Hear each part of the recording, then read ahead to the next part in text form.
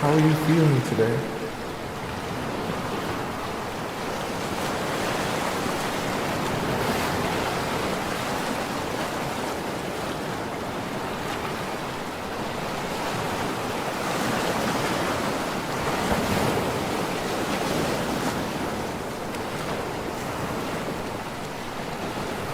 Do you feel fulfilled in life?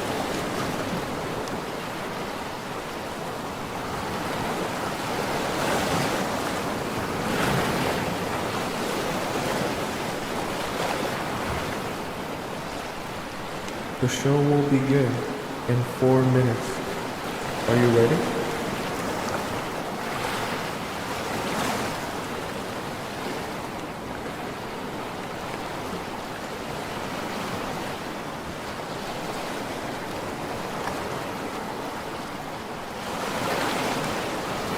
When was the last time you felt betrayed?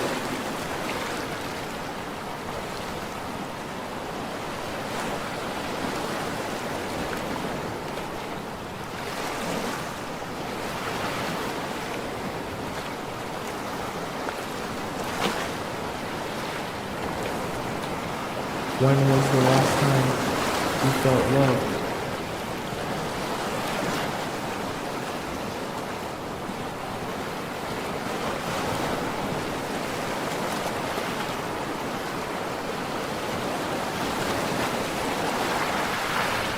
The show will begin in 3 minutes. Are you ready?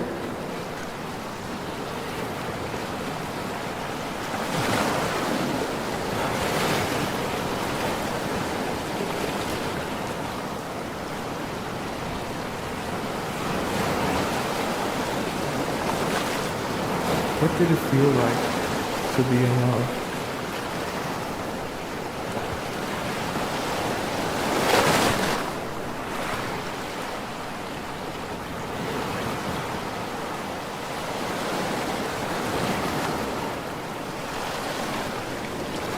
What is the most painful part of being in love?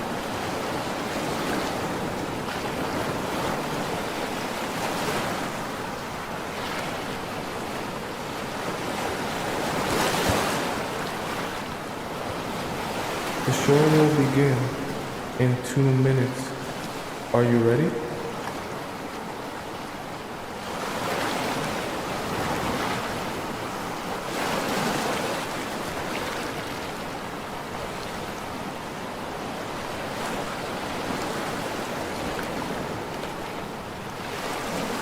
Are you ready to be transformed?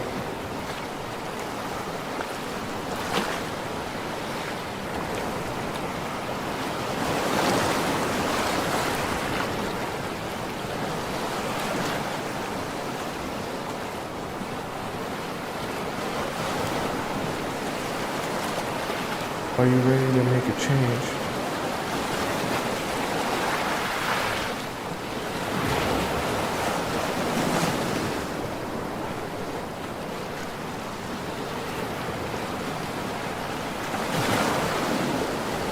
The show will begin in 1 minute.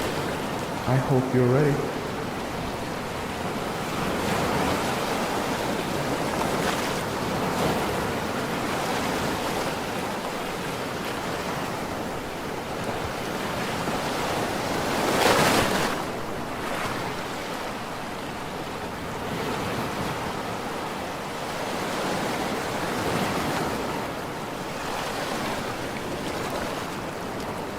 The show will begin in exactly 30 seconds.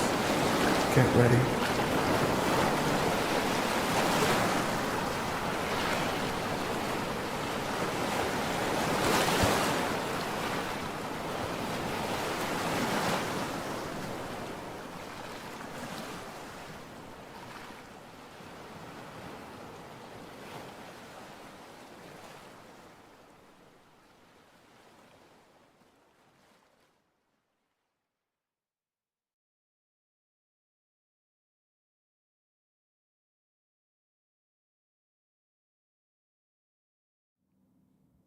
Have you ever wondered exactly how to attract the high value men that everyone talks about?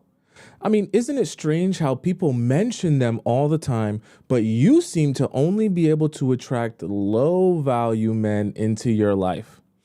What if I told you it's actually because your strategy has been all wrong? Don't worry. On today's live show, we're going to be discussing how to attract a high value man with money. That way, you know the exact detailed strategy to get the man of your dreams gushing over you. Welcome to the Players Club. If you're paying attention to me and everyone else in the live stream, please say here present so that I know you're here present and actively participating. Welcome all of you beautiful people. Okay, how you guys doing? You feel good? You feel great? I hope you do. It's nice to see you. Who we got up in the chat today? I see we got Ashika, we got Bree, we got Moon Kitty, we got Scotty is here, Nafasimi is here, Kayla is here, Lena is here, Lizzie is here, Taylor's here, Sharice is here, your note is here. Who else? Elise is here. Welcome all you beautiful people in the TikTok chat. Who we got in the YouTube chat? I see Ivy was first in the chat today. I see the Soulful Sanctuary. I see Cashley up in here. I see Tracy Nows, Base Beauty. I see Nikisha. I see Mariana. I see Fire. I mentioned Irina Heaven, Special K, and Kayla. Felicia is here as well. Maria is here. And of course, we have the most amazing. Is Missy America here? She better be here.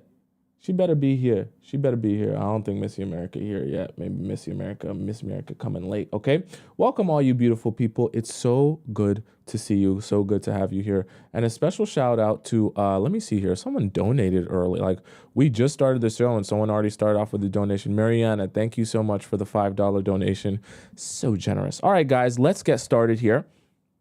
I know you guys really want to hear this from me and discussing high value men and how you can do that. Okay, so we're going to try and discuss this in as much detail as possible. I don't want to leave anything out so that you know exactly what you're doing, why you're doing it, and how you're going to do it. Okay, so first things first, you're going to need to stand out from the crowd. Okay, this is very important. In fact, it's so important. What we're going to do to illustrate to you how important this is we're going to hop right into our Players Club classroom. Okay, so we're going to go right into our whiteboard here. And we're going to illustrate to you how you're going to stand out here and why this is so important, okay? We need you to be on the same page with me and understanding what it is you're even doing here, okay? So we are going to draw here, we'll say high value man here, okay? This is high value man. He's got hair, right? He's got a big smile on his face because he's nice and rich. Let's say he's got a nice big fat body, okay? Big body, rich man, okay? Big body, rich man. And he's got dollar signs on his shirt because he's nice and rich. Skinny legs, he doesn't work out, okay? So this is high value man, right?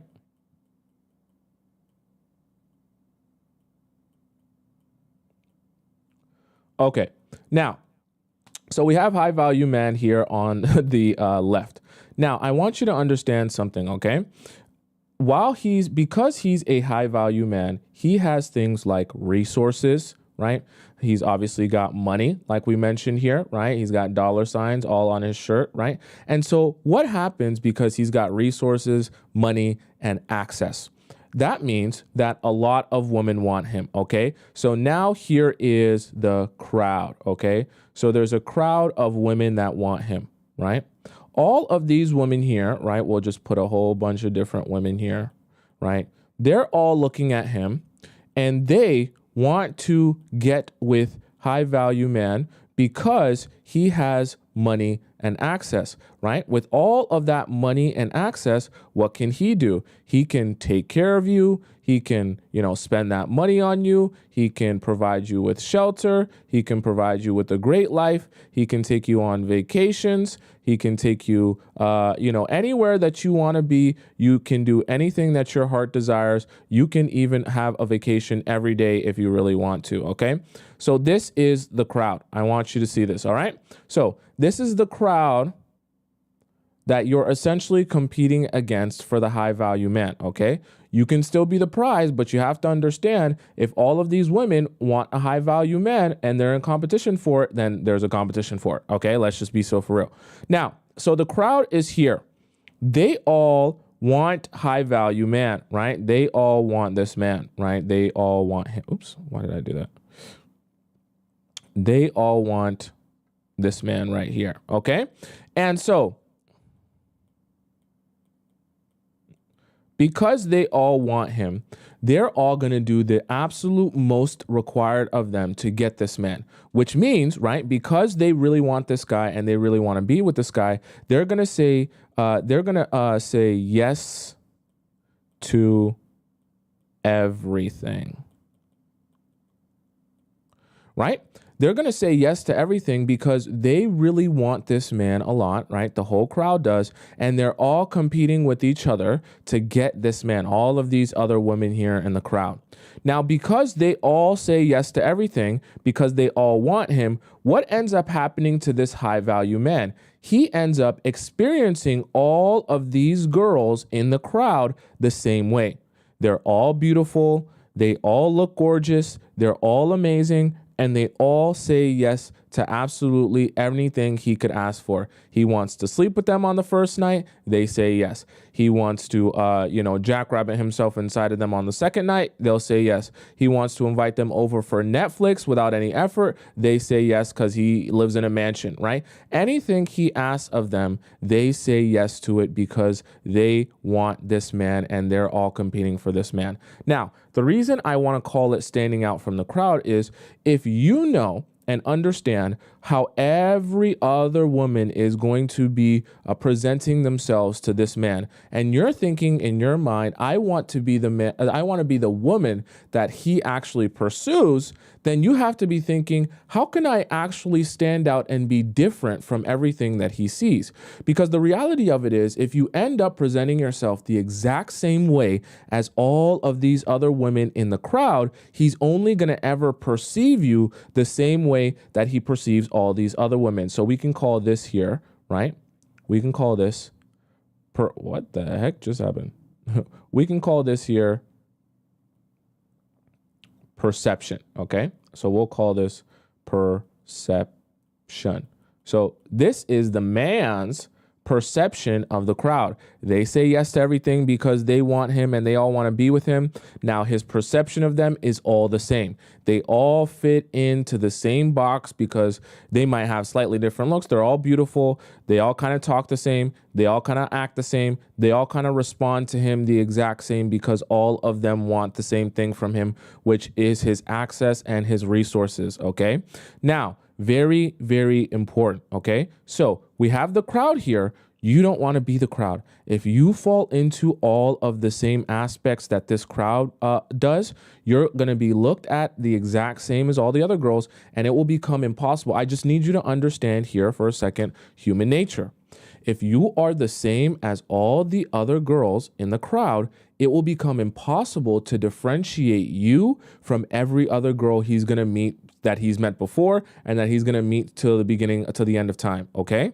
I just need you to understand how the human mind works, okay? So if you want to be memorable to someone and you want to stand out in their mind, you actively have to be aware of what they're seeing on a regular basis and be the opposite of that. In fact, the more of the polar opposite you are of that, the better. Because that means it makes it even easier for you to be memorable in their mind because they don't come across people like you ever. They don't see people like you ever, and they never meet women like you ever, okay? So I need you to understand, right? I need you to understand exactly why this is so important so that you can understand why you're positioning yourself a particular way and in everything that we're going to discuss from here on out. I really need you to soak this analogy or this, I guess we could say, concept in. So we have perception here of the crowd because they say yes to everything.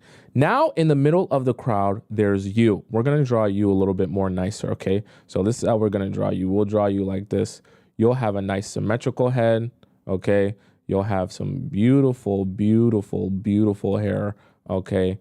Beautiful ponytail. All this hair over here. You got curls on the top. You got hair flowing down here. Your hair is a little bit longer than all the other girls because you're so much more beautiful than all of them. Okay, you just got so much more to offer than all these other girls. So your hair's flowing down to your butt. You know, so amazing. We got you here. You're beautiful. You know, hourglass figure. You literally look like a Coke bottle. You're voluptuous. You're amazing. Everything about you is amazing. Look at you, that beautiful body, Coke bottle. Then you got a dump truck. Oh my God, your dump truck is amazing. And then your feet, you actually do legs. So you have nice feet as well, okay? With your nice little shoes and your nice little, you know, boot heels, all right? So this is you. Let me put some arms on you. We want you to have some arms, okay? We want you to have some arms, right? This is you, huge dump truck, amazing body, hourglass figure, okay? Beautiful hair, and this is your eyes. Beautiful eyes, okay? And a beautiful smile on your face, right? So this is you. Now, what you want to do is you want to be separate from this crowd. You don't want this crowd to be associated with you in any way, shape, or form. You want to be completely separate from this crowd. You want his perception of you to be totally different, right? We'll say, okay? You want it to be totally different. Why? Because you want to be able to stand out in his mind. So you want to understand that if all of these girls in the crowd are saying yes to everything, what do you think you should be saying a lot of yourself if you want to be the polar opposite of them? Tell me in the chat. If all of the girls in the crowd say yes to everything that he asked of them, what do you think you should be saying when he asked of you stuff or anything, a lot of stuff in general? What do you think is what you should be saying a lot of? Okay, I want you guys to spam it in the chat. I want to make sure everyone is paying attention. Okay, right?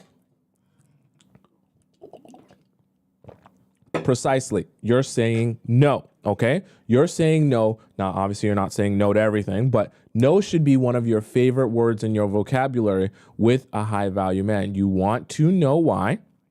Okay, so he says we need a bigger dump truck. You want to know why no is one of your favorite words? Because yes is the favorite word of the entire crowd. And we don't want you to be like the entire crowd. See, the high value men are used to hearing yes a lot. Why? Because they have the resources, they have the money, they have the status that a lot of girls they come across, a lot of women they come across will be saying yes to everything. Why? Because they're willing to put aside all of their own self-respect, all of their own values, all of their own boundaries so that this one high value man will like them. And women eventually get nervy. They get nervous that this high value man won't like me if I tell him no. If I set boundaries, he'll go find another girl. If I say no to things, he'll go find another girl. If I'm too difficult with things, he'll go find another girl. So what do all of those women end up doing? They end up, like Melita just said, they end up being the fun girls that say yes to everything, hoping that this high value man in the process of saying yes to everything will end up liking them. Now, let me show you something very interesting that happens when you end up being a woman in his life that says yes to everything, okay? Let's see. Let me go on a layer 2 here. Layer 2. Click it. And so here. Okay, perfect. So now this is going to be you. Like, let's see what happens when you say yes to everything. So we got high value man here again. Right? High value man here again. He's got huge eyes. He's got his shirt with money signs on it, right? And he's got his chicken legs. So when all the girls are saying yes to everything, this is what ends up happening in his mind for him. He now says, okay, you're going to say yes to everything, right? All the crowd here. All the women in the crowd, they say yes to everything. Okay, we're going to draw some quick women, quick hair. Okay, quick women, quick hair. Oh my gosh, this hair is terrible. Okay, so Crowd says yes to a lot. And you want to know what ends up happening to the crowd? Because the crowd says yes to a lot, he thinks in his own mind, right? This is going to be his thought bubble here. He's going to say, they will take anything. So what do I mean by they will take anything? What I mean by that is if the crowd says yes to anything, well, then he starts to realize I can offer them anything. And because of my value, my status, right? Because of my money, they will say yes to any proposition that I give them. So what does he start thinking in his mind? Some of the things he might say to some of these women, he might say things like this. Hey, I just want to let you know, there's going to be no commitment, right? He's going to say things like, hey, I just want you to let you know I sleep with others, right? He's going to let you know, hey, I just want to let you know that I'm never getting married, right? All of these type of things are the things that he's going to start saying to the crowd of women, because when he recognizes that the crowd of women will say yes to anything, he starts realizing, wait, why am I trying my best to be the best person? Why am I even worrying about what they want at all? Why don't I begin only and solely worrying about what I care about, what's important to me, and what best serves me? Because the high value men recognize that if majority of girls are going to say yes to everything, then I can just offer them the bare minimum. In fact, I can offer them a proposition that only benefits me and doesn't benefit them, but simply because of my value, they will say yes to it. So the high value men end up building up this arrogance where they realize if every woman's going to say yes to me, then every woman I meet from now on, I will offer this proposition to them. Yeah, you can get some money. Yeah, you can get some gifts. But in return of that, you're going to get no commitment from me. I'm going to sleep with other people and I'm never getting married. Okay. And what does the crowd say? The crowd screams, yes, daddy. Yes, we'll do it. Yes, daddy, we will do it. We'll do anything you want. If you want to sleep with all the other women in the crowd, you sleep with all the other women in the crowd. If you want to never get married, you never get married. If you want to show me no commitment, you show me no commitment. Now, this is what I want you to understand, and why this is so important for all of you here. You never want to be the crowd. Now, I need to make this very clear to you. In the process of you standing out from the crowd, you're going to rub some of these high value men the wrong way, because it's uncomfortable for them to approach you and not get what they want from you instantly. Here's the thing though. You have to understand, for some high value men, this proposition will be so uncomfortable to them to come to you and want something from you and you say no to them, that they're just going to say, I don't want to do this. I'm just going to go back to the girls that say yes. There will also be some high value men that approach you, and when you say no to them and you stand out from the crowd, he's going to say, that girl's a little bit different. That woman has something to her. That woman has a, what's the French word? Je ne sais quoi? I don't know. I don't even know how to pronounce it, right? Just like that woman has some sort of substance to her that makes her different.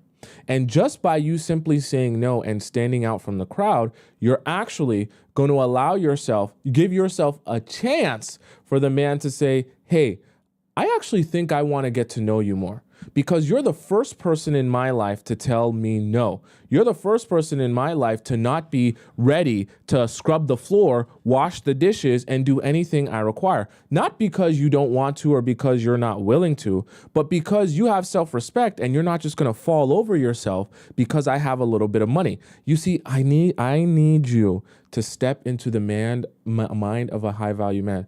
If high value men are used to being able to flash their money and impress people and do nothing aside from flash their money, you have to understand the only way for you to stand out from the crowd is to not be impressed simply by him flashing money in front of you.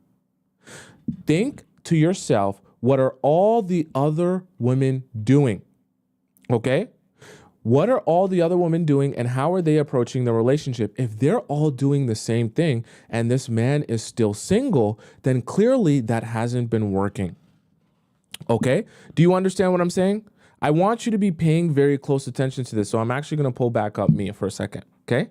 I need you to be thinking to yourself when you're approaching these when the high value men are approaching you, or you're in a conversation with them, or you're building with them, you need to be thinking, hey, what is likely for all the other women to be doing in this situation? Saying yes, doing whatever, accepting whatever. Okay, so I need to be thinking about how I can set even stronger boundaries. I need to be thinking about how I can say no to some things or pace myself and pace this relationship, okay?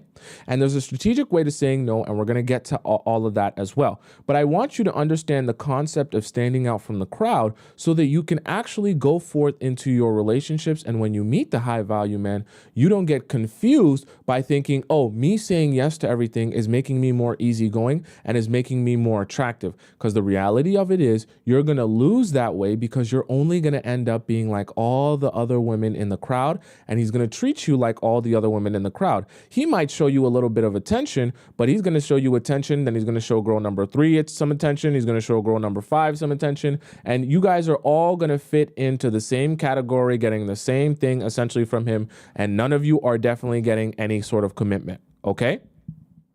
Right? Ash K says they will leave you if you keep saying yes. Precisely. And we're going to break down the thought process of a high value man so you can understand why they overlook the people in their lives and the women in their lives, especially that say yes to them constantly. Okay. Very important psychology for you to understand about these men so you can be understanding how you want to present yourself to those men. Okay. Okay. Does that make sense to you guys so far, right? CMS says the more you say yes, the less they take you seriously, 100%. And so you can imagine how much more exacerbated and intense that is made by a guy who has a lot of money and has a lot of status and has a lot of resources. They're so used to hearing yes from women, it becomes impossible to even fathom a situation where a woman would tell him no or tell him not yet. Okay, right? They can't even imagine that. And like I said to you guys before, the same thing that we talk about with regular men is the same thing that applies to high value men, in the sense that when they have respect for you and they fear the idea that if they don't show up for you how they're supposed to, that you'll walk away, that is when you'll get the proper treatment from even the high value men. If he has no respect for you because you say yes to everything, and he has no fear that you'll walk away because you're so mesmerized by his money and his resources, he will definitely take crazy advantage of you. 100,000%. Okay.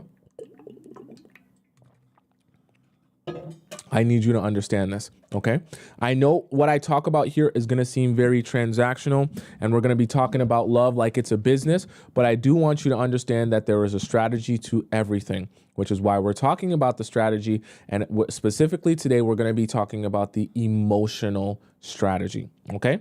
So, number 1 is to stand out from the crowd. Now, number 2 is to be strategic, but unassuming. Now, I want you to be very clear on what this means. When you are strategic but unassuming, when you're approaching the guys and let's say you're on a date with a high value man, however you want to describe it, right? Being strategic but being unassuming is about understanding I am trying to present myself a particular way. Why? Because I want to elicit a particular response from him. We don't need to let him in on what we're trying to do here.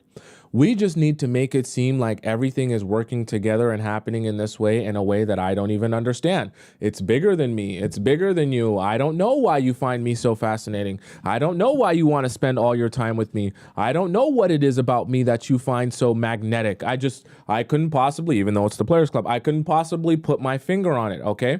So what we're going to be doing here in this little segment, right? You're going to be understanding how to be strategic while being unassuming so that the men are enchanted by you, but they just don't know why. Because that's what makes magic feel like magic, okay? I know we're getting really deep here.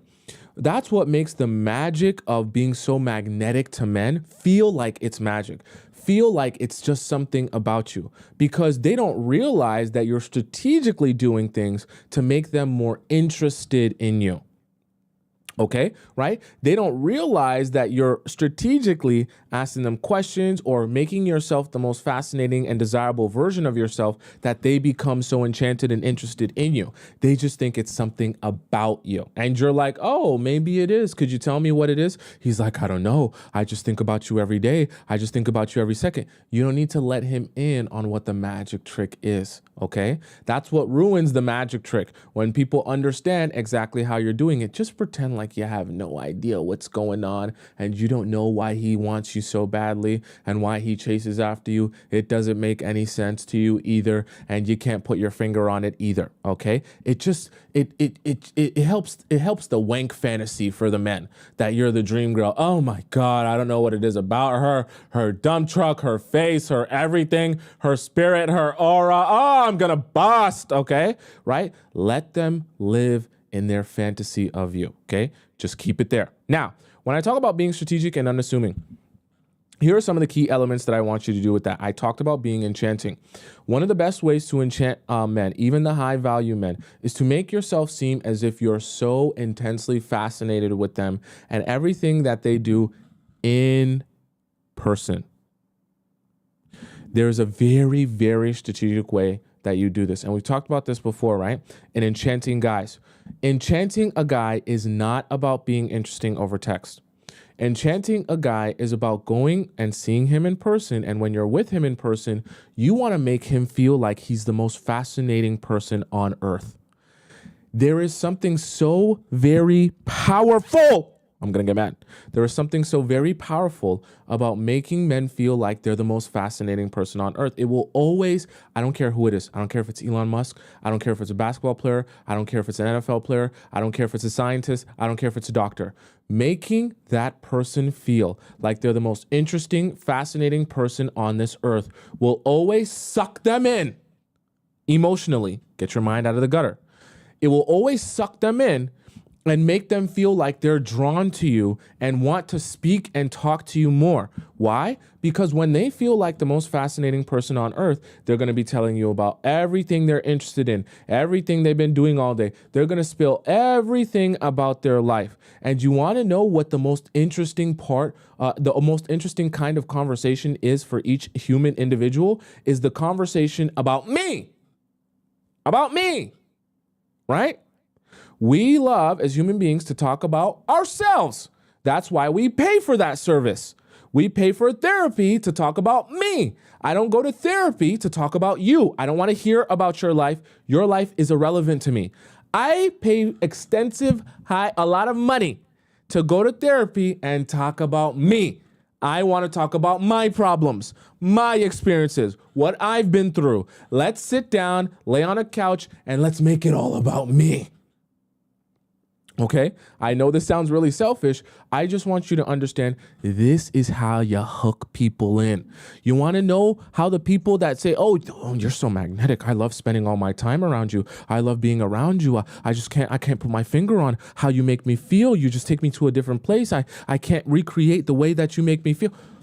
All of those people that are charismatic, right? That are so outgoing, that are people persons. All of those people know how to make people feel comfortable, know how to make people feel engaged. How do you engage people? By talking about them, not sitting here and sitting around talking extensively about me. Ha ha, I'm the most interesting person ever. Ha ha, my life's so interesting. Ha ha, I'm so amazing. Ha ha, my life, my life, my life. Eventually you're going to be like, okay, I get it. But like, what about me? But the moment I start asking about you, the moment I start talking about you, the moment I start showing interest in you, now you're like, well, this is quite an interesting if you want to hear more, I can tell you more. Please tell me more. Please explain to me more. Please describe to me more. I can't get enough of how interesting you are. Okay? So This is what I mean by being strategic yet unassuming. When you do this, guys are going to become really fascinated with you and want to tell you more and talk to you more, whether it be about their career, the things that they're doing. A lot of high value men, obviously, they're going to be doing a lot throughout the day and throughout their week. So majority of what they discuss is probably going to have to do with their work and their career and their passions. You need to understand, okay, this is where it kind of specifically relates to high value men. They're doing a lot throughout their week and their days, and it's usually going to be focused in a couple of very specific areas. So for example, if this high value man is the CEO of a restaurant chain, okay, and he owns a whole bunch of restaurant chains around the United States, okay, he's a multimillionaire. A lot of his day or a lot of his time is going to be spent managing the restaurant, making sure things are done, hiring people, making sure the team is good, right? So a lot of his stories and the things that he talks about as it relates to his day and the things that he's doing is going to have to do with managing his business, managing the restaurant, doing this and doing that as it relates to the restaurant chain, expanding ideas, things that he wants to implement, all that good stuff. Now, you need to understand high value men are always going to be usually focused in one specific area, and that's going to be their area of so-called expertise. That's going to be the area where they spend the most time, they do the most work, and what their whole entire day and week consist of. Now, you want to be very keen on making him feel like this is the most interesting and fascinating part about him. Why? Because this is the thing that he spends the most time doing. So if you can get him yapping about the thing that he spends the most time doing, he's going to be yapping endlessly. Are you following what I'm saying? If he yaps endlessly, what does he feel more? He feels more drawn to you. He feels more fascinated with you. He feels like the conversation is more intriguing, because how many people, how many women might come into his life and ask about him and ask about what he's doing and ask about how this works, right? And he gets to actually describe to someone who looks like they're actually interested in what he's doing and wants to learn about what he's doing. How many times do you think women in his life come into his life and are genuinely interested in him, the person, and his life? Think about this for a second, okay? Remember what I said when I said the crowd, okay? Let's even go back to the whiteboard here so you guys can visualize this as well. So remember what I said about the crowd here and why I said the crowd is so important to understand for what you're trying to do here, because you need to know what the crowd is doing in order to know what you should be doing. Now, so if the crowd is here, right? The crowd is here of all these other women, and they're all, let's draw them again, right? All the women in this crowd are doing the same thing, right? They're all saying to him things like this. Right? They're all looking at one thing. We'll say it like this, right? With this high value man.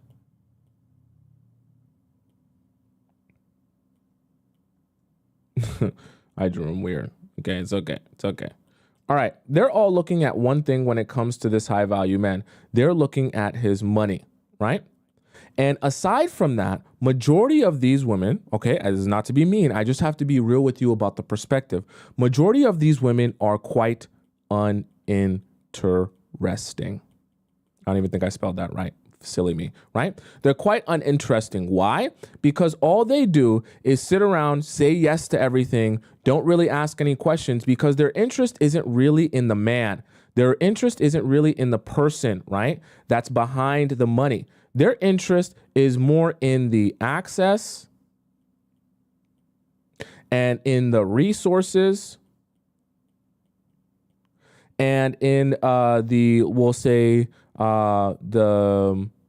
I guess we can just leave it at that, right? And the money, the access, and the resources, right? That's what their interest is mostly focused on. So because they want to be the most likable version of themselves, because they want to be the most easygoing, peaceful version of themselves, all they do is say yes to anything that rich man asks of them, and they only speak when spoken to, okay?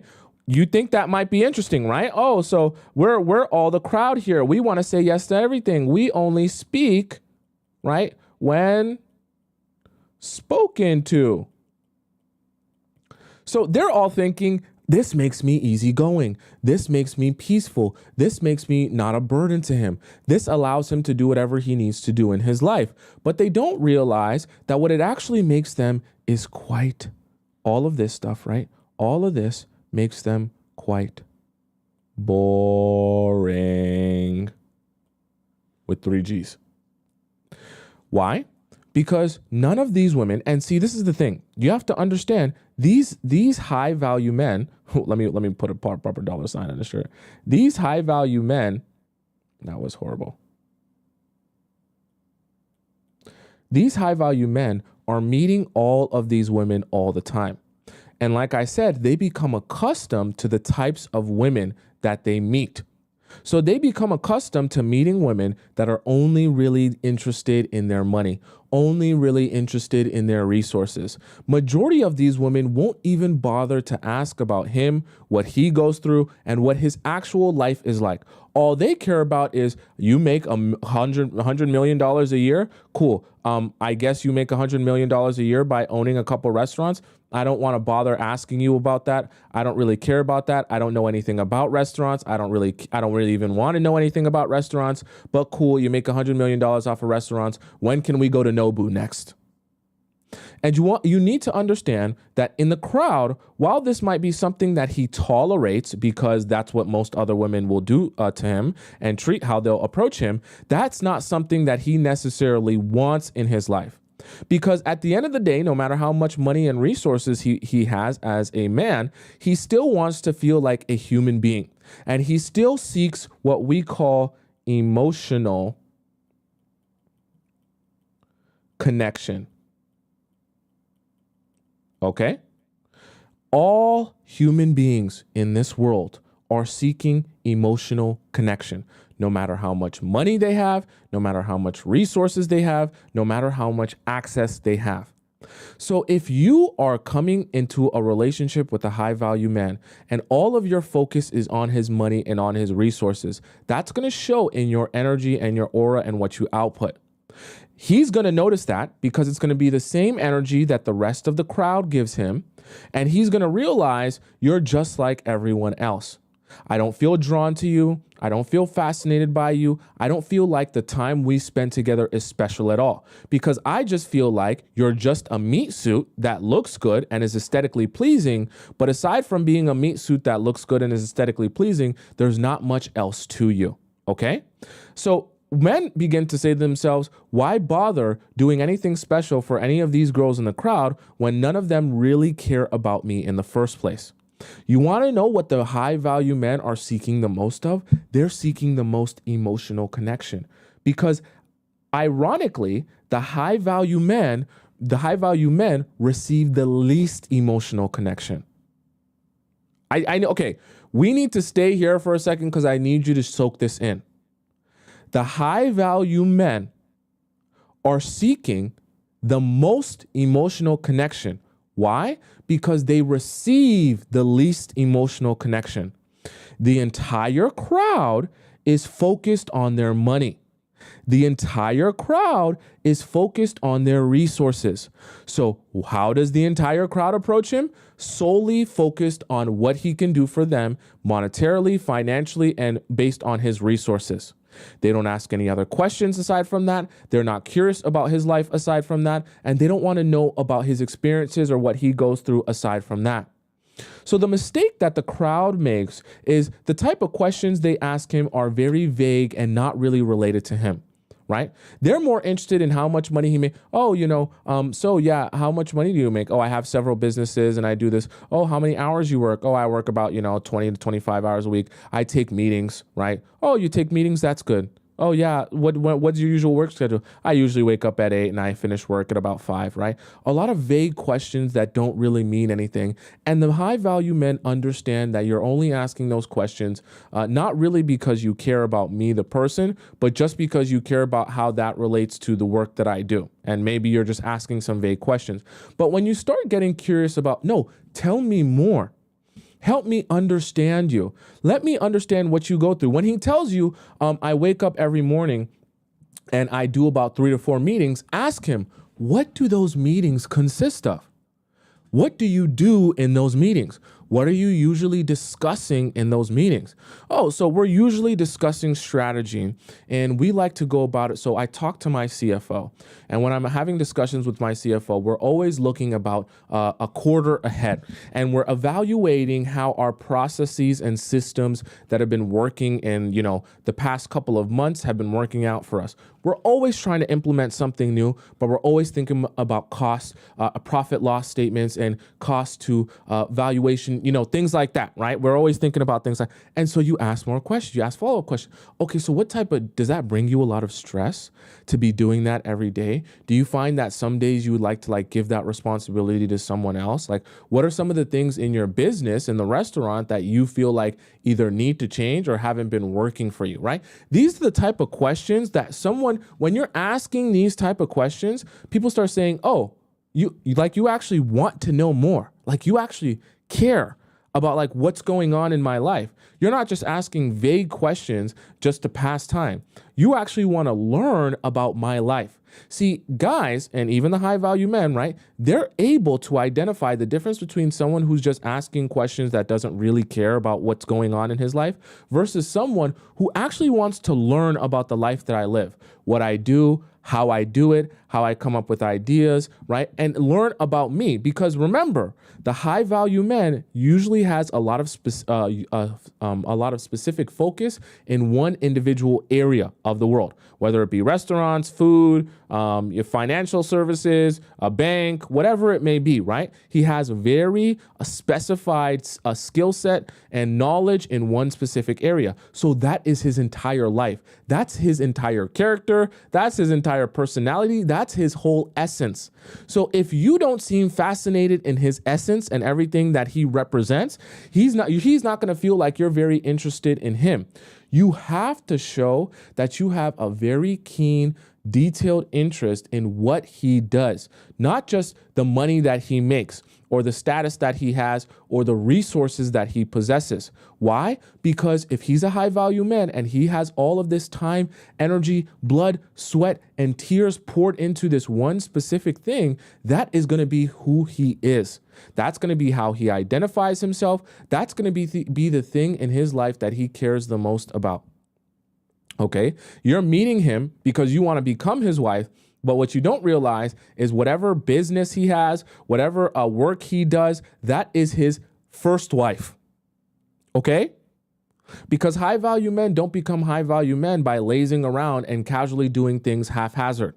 They become high value men by having very laser focus in one specific area and sacrificing a lot of their time, a lot of their energy, a lot of, all the things that all the other people in their life that aren't as successful as them, when they were going out and having fun and doing things that all the regular people do, they were sacrificing to get to the place that they are, usually, assuming that he's somewhat self-made, unless, he just got it handed to him, right? But for the most part, he had to work for it or do some work to get there. And he has some sort of specified knowledge in that area. So you need to be understanding that that has to be something you bring out of him in the way that you ask questions and the way that you approach him. You've got to seem so interested in what that consists of and who he is and how he got into that and why and all the things about that. You can't just be interested in his money and feel like he's going to build some sort of emotional connection with you. Because remember, what is the crowd doing in our diagram here? The crowd is doing everything but building an emotional connection with that man. Right? And what is the thing that he's seeking the most of? He's seeking the most amount of emotional connection because he gets the least of that. Okay? It sounds weird and it sounds strange that, hey, approaching the man with all the money, I should be talking about everything except the money and focusing on his emotions. Yeah. Because that's the thing that the crowd is not focusing on. Okay, that's the thing that the crowd will be neglecting. Why? Because all the other people in the crowd are only thinking about, oh my God, he's got lots of money, and oh my God, he's got lots of resources, and oh my God, I'm gonna be able to go to Nobu and go here and take nice Instagram pictures. And they become so used to meeting the same type of girl over and over and over again that doesn't really care about them, that doesn't really have a connection with them, but has a real deep connection to their money and their pockets. Okay? Right? Someone says, I do this, but sometimes I feel like they get overwhelmed. They get overwhelmed with people approaching them the same way. Now, when you can approach them a different way, it becomes like a breath of fresh air. Now, the reason I say that you want to do this and be unassuming about it is because what's going to happen, and if you've ever been in this situation, you probably experienced this. What's going to happen is when you're asking all these questions and you're really making him feel like you're fascinated about him and what he does and why he does it, he's going to start, you know, you're on the right path when you hear him say things like this. Gee, I've never had someone ask me that question before. I've never had someone be curious about that side of like my life before. That's really that interesting to you? I feel like what I do is boring. I feel like what I do isn't that interesting. Nobody really ever asks about that. That's how you know you've struck a chord and you're going very good places. Because now what he's essentially said is you've actually taken a step outside of the crowd and you've actually shown yourself to be someone different. I feel different around you. I feel like there's something more to our connection than just your connection to my wallet. I feel like you're actually interested and invested in me. That makes me feel more connected to you. I feel like I can actually be the real me with you, not the CEO me with you. I feel like I can actually build something long lasting with you, not just build a pile of money that you spend. Okay? I know that this sounds very counterintuitive, and I know, of course, we're watching the show, and the show is called How to Attract High Value Men. But the truth of the matter is, if you can do everything in your power to be the opposite of the crowd, you'll attract high value men. Not only will you be able to attract them, but even more importantly than that, you'll be able to get them to commit themselves to you. Because attracting high value men is great. I mean, lots of pretty, beautiful girls can attract high value men, and a lot of you are beautiful, pretty women. So that's not really the issue. The issue is getting those high value men to commit themselves to you and make you more than just, a side piece that they look at that's a trophy that looks nice, but they never really actually commit themselves to. We don't want that for you. We actually want to get those high value men pursuing you and trying to make a relationship out of you, not just you being like their play toy. Okay? Right? Does that make sense so far? Someone says, the original says, Tommy, Cap, they don't want great women. They want the IG dump truck easy girls, then complain when it doesn't work out. See, this is another one of those things that, men will say that that's what they want, or they might even think in their mind, oh, that's what I'm looking for. But they realize after a while that doesn't satisfy me. Okay, I can assure you, all the high value men that say, oh, I'm high value, so I get to smash this girl and smash that girl and smash all these girls with BBLs and crazy dump trucks. They might say it like they're enjoying it. But when you sit down and you ask them, no, but explain to me, how does it really make you feel? Do you feel empty inside, or like, what are you really feeling? You'll get them to admit to you, it is fun, but I do feel sometimes lonely. Even though I'm on a yacht with 30 women, even though I'm on a yacht with all these BBL bandits that have BBLs all over the place, I'm on a yacht with all of these other beautiful women, I still feel lonely because I don't feel like I'm really connecting with any one of those people. And I feel like they're all here because of my money. You'll find that if you actually sit down and show like you actually care about the human being when it comes to high value men, you'll see how like weak and vulnerable they are on the inside, because the money is just like an external shell that they get to hide behind and feel powerful because they got a lot of money, they got a lot of resources, and they got a lot of access. So they try to present themselves as super hard and super manly, and I don't care about anything, and I have fun, and I do whatever I want to do in this world because I'm a high value man. But underneath that is a scared little boy that just wants to be in love too and feel like someone actually genuinely cares about him. And after a while of meeting the crowd over and over and over again, they start to get exhausted, feeling like there is no real connection there. Trust me, even the highest of high value men would love to have a real emotional connection with someone. Don't ever think in your life, don't let anyone fool you, to ever think in your life that because someone has a lot of money, a lot of status, and a lot of power, that they're immune to feeling human feelings and emotions.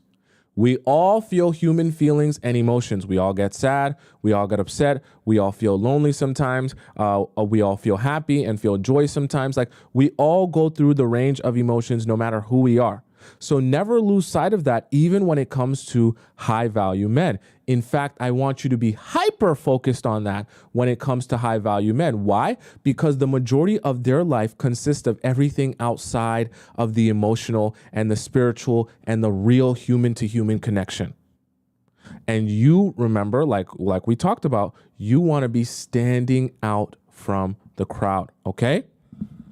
So that was that point. Let's go here. So number one, we had standing out from the crowd. Number two, we want you to be strategic but unassuming. Now, number three is what we're gonna call. We want to talk about the location.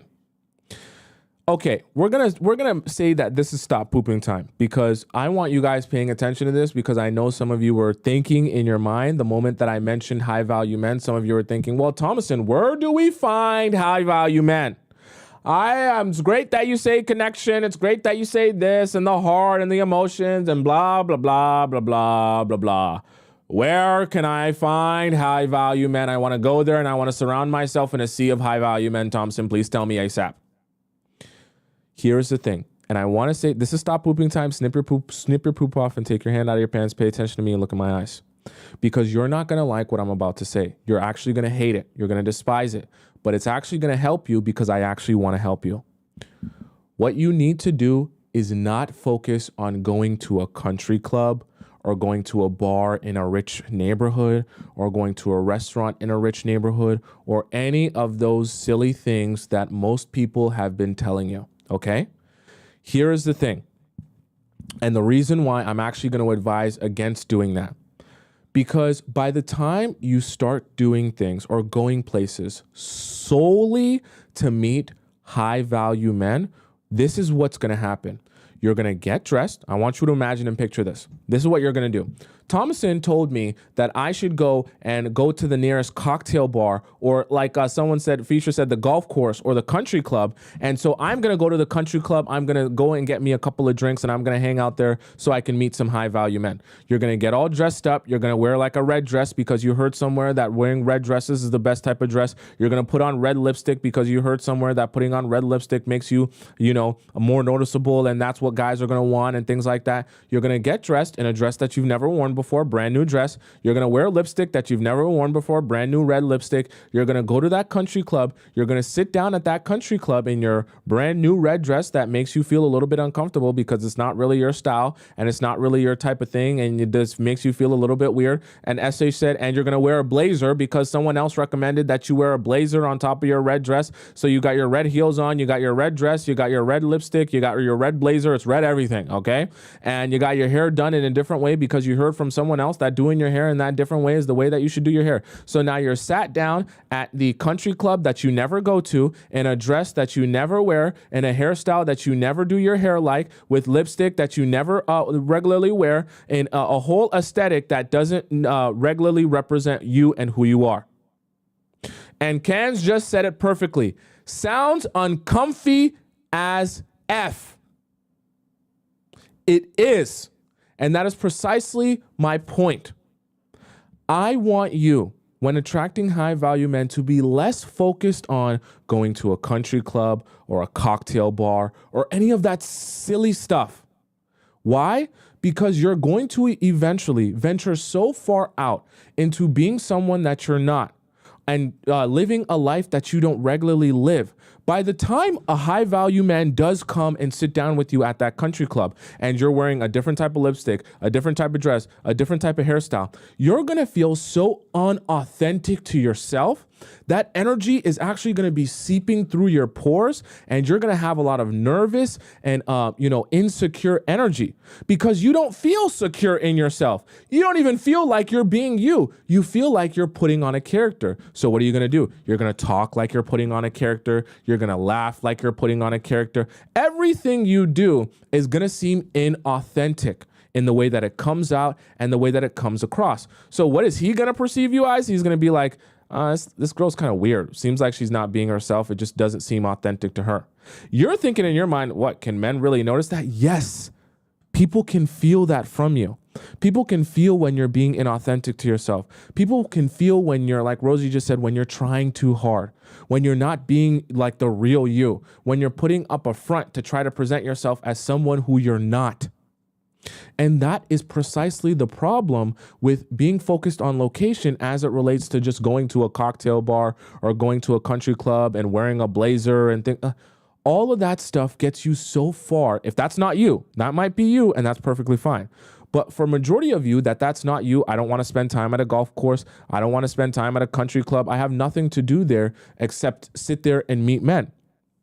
And because it becomes so outside of you, right? And because because the activity of going to the country club or going to the cocktail bar is simply to meet men, what's going to happen is you're going to leave that house with no confidence in yourself and how you look or how you presented yourself. And because you're going to have no confidence in yourself because you're dressing different and you're doing everything different, when you go to that country club, when you go to that country club or you go to that golf course or you go to that cocktail bar and you sit down, because you don't have that confidence in yourself, all of your value is going to be placed on whether or not men approach you at that cocktail bar or at that country club. You want to know why that's horrible? As time is passing and as the clock is ticking and you're sitting at that cocktail bar or at that country club and nobody has yet approached you, your confidence is going to dwindle and dwindle and dwindle and dwindle because all of your focus is on, I did all of this and dressed myself in all this dresses and did my makeup all of this way so that a man would recognize me. And as time is going on and men don't recognize me, I start to feel like garbage. I feel like I'm worthless. I feel like I don't look good. I feel like I'm not, I'm not worthy of anything and that no man ever wants me. Why? Because you walked out of that house not being yourself.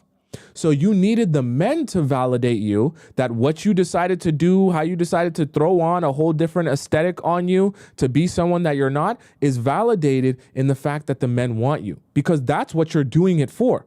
So by the time you sit down at that country club or at that cocktail bar and it's not you and the men might not approach you, or maybe the men have a little bit of conversation with you, but they don't ask you for your number, you're going to become so desperate and so needy. Even if a man does approach you, you're going to be like, oh my God, I wore this red dress and I wore this makeup and I did this lipstick and I did my hair this way so that you would like me and so that you would want me. So as we're having this conversation, please, are you going to ask for my number? Please. Are you going to ask me on a date? Please.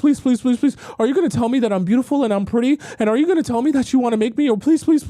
I literally bought this dress cost $300 and I wore it literally so someone like you would approach me at this bar and we're having a conversation and 5 minutes has went by and you haven't yet said that you want to marry me and you haven't yet said that you want to take me on a date, and it just makes me feel like I'm so worth it.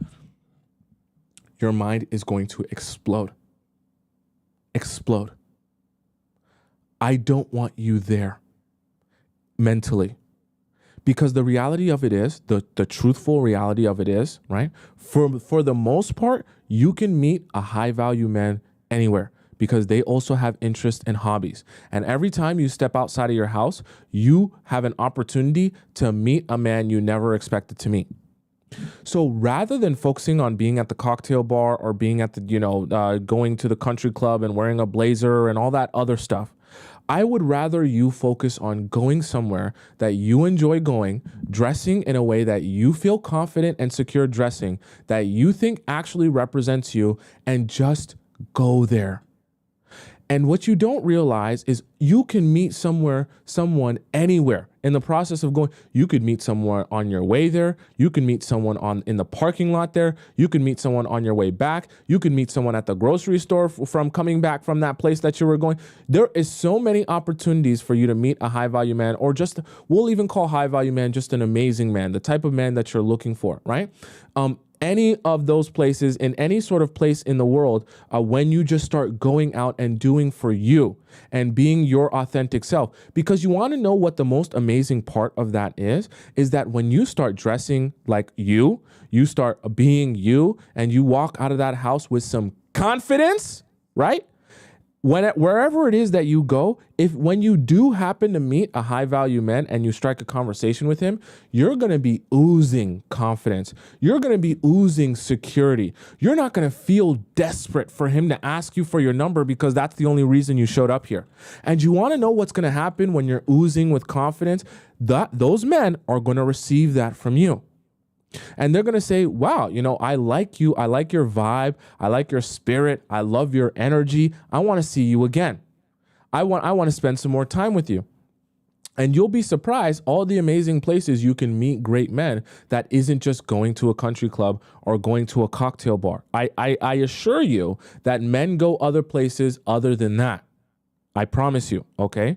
In fact, the men who have a lot more substance to them, right? The men who have a lot more substance to them and a lot more layers to them actually venture out in their own life and do more things than just go to cocktail bars or go to country clubs. I assure you of that. Men in this world have other interests than just going to bars or clubs. You do know that, right? You do know that. And so there's plenty of things you can do where you can meet someone who actually shares your interests, but can also be a high value man or just the type of man that you're looking for. Okay. And the reality of it is, when you finally get to meet a high value man in one of those environments, you'll be in the right mental state to be attractive to that man. The reality of it is, I don't care if you go to the highest, most expensive cocktail bar in all the land, doing a thing that, because someone else said that you should go there. If you go there and you're inauthentic to yourself, there's no way any guy is going to meet you and say, I want to be with you. Because all you're going to be doing is you're going to be a nervous wreck, hoping that each and every guy that ever says hello to you wants to marry you. And that type of energy is never going to be attractive to men. So even if you go to the cocktail bar and you meet 1,000 high value men, none of them are going to ask you out on a date. None of them are going to take down your number. Or if they do take down your number, they're not going to be as fascinated by you to actually text you or reach out to you. Okay. You're just going to seem like one of all the other women that they've met before. You want to be able to bring a type of energy and a type of aura to a relationship, or when you're meeting someone that they say, I need to get to know more about you. I have to get to know more about you. Okay. Right. Says you can't find high value men in clubs. Only F boys are there. I agree. And for the most part, a lot of the easy places to go and meet, high value men, you only end up meeting the high value men who meet a lot of women there. And when they meet the women there, all they do is they throw them into the Rolodex of the crowd. Remember how we talked about the crowd? They're used to meeting a lot of women there in that kind of environment, and they're used to talking to them the same way. A lot of them are the same, and they throw them right into the same type of crowd. Okay. Don't be thinking that going to a cocktail bar in an expensive neighborhood is what's going to make the difference between you actually finding a high value man or not. Now, I will advise you, if you do want to do stuff, you probably want to do it in like a decent neighborhood. Okay. I'm not saying, hey, if you go to, a dingy, dirty, disgusting restaurant in the hood, that you're going to find the richest of rich men. Okay. Like, let's be a little bit strategic here in terms of location. But I just want you to understand, location isn't solely about going to a cocktail bar or a country club in a rich neighborhood. Okay. That's not the only place that high value men spend their time. High value men have other interests other than golf. Okay. High value men have plenty of things that they like to do and places they like to spend their time outside of just playing golf at a country club or hanging out at a cocktail bar. Are you following what I'm saying? Okay. Mish said, men always approach me at Whole Foods next to my work. Let me go up to where you said that. Next to my work, more so often than at bars.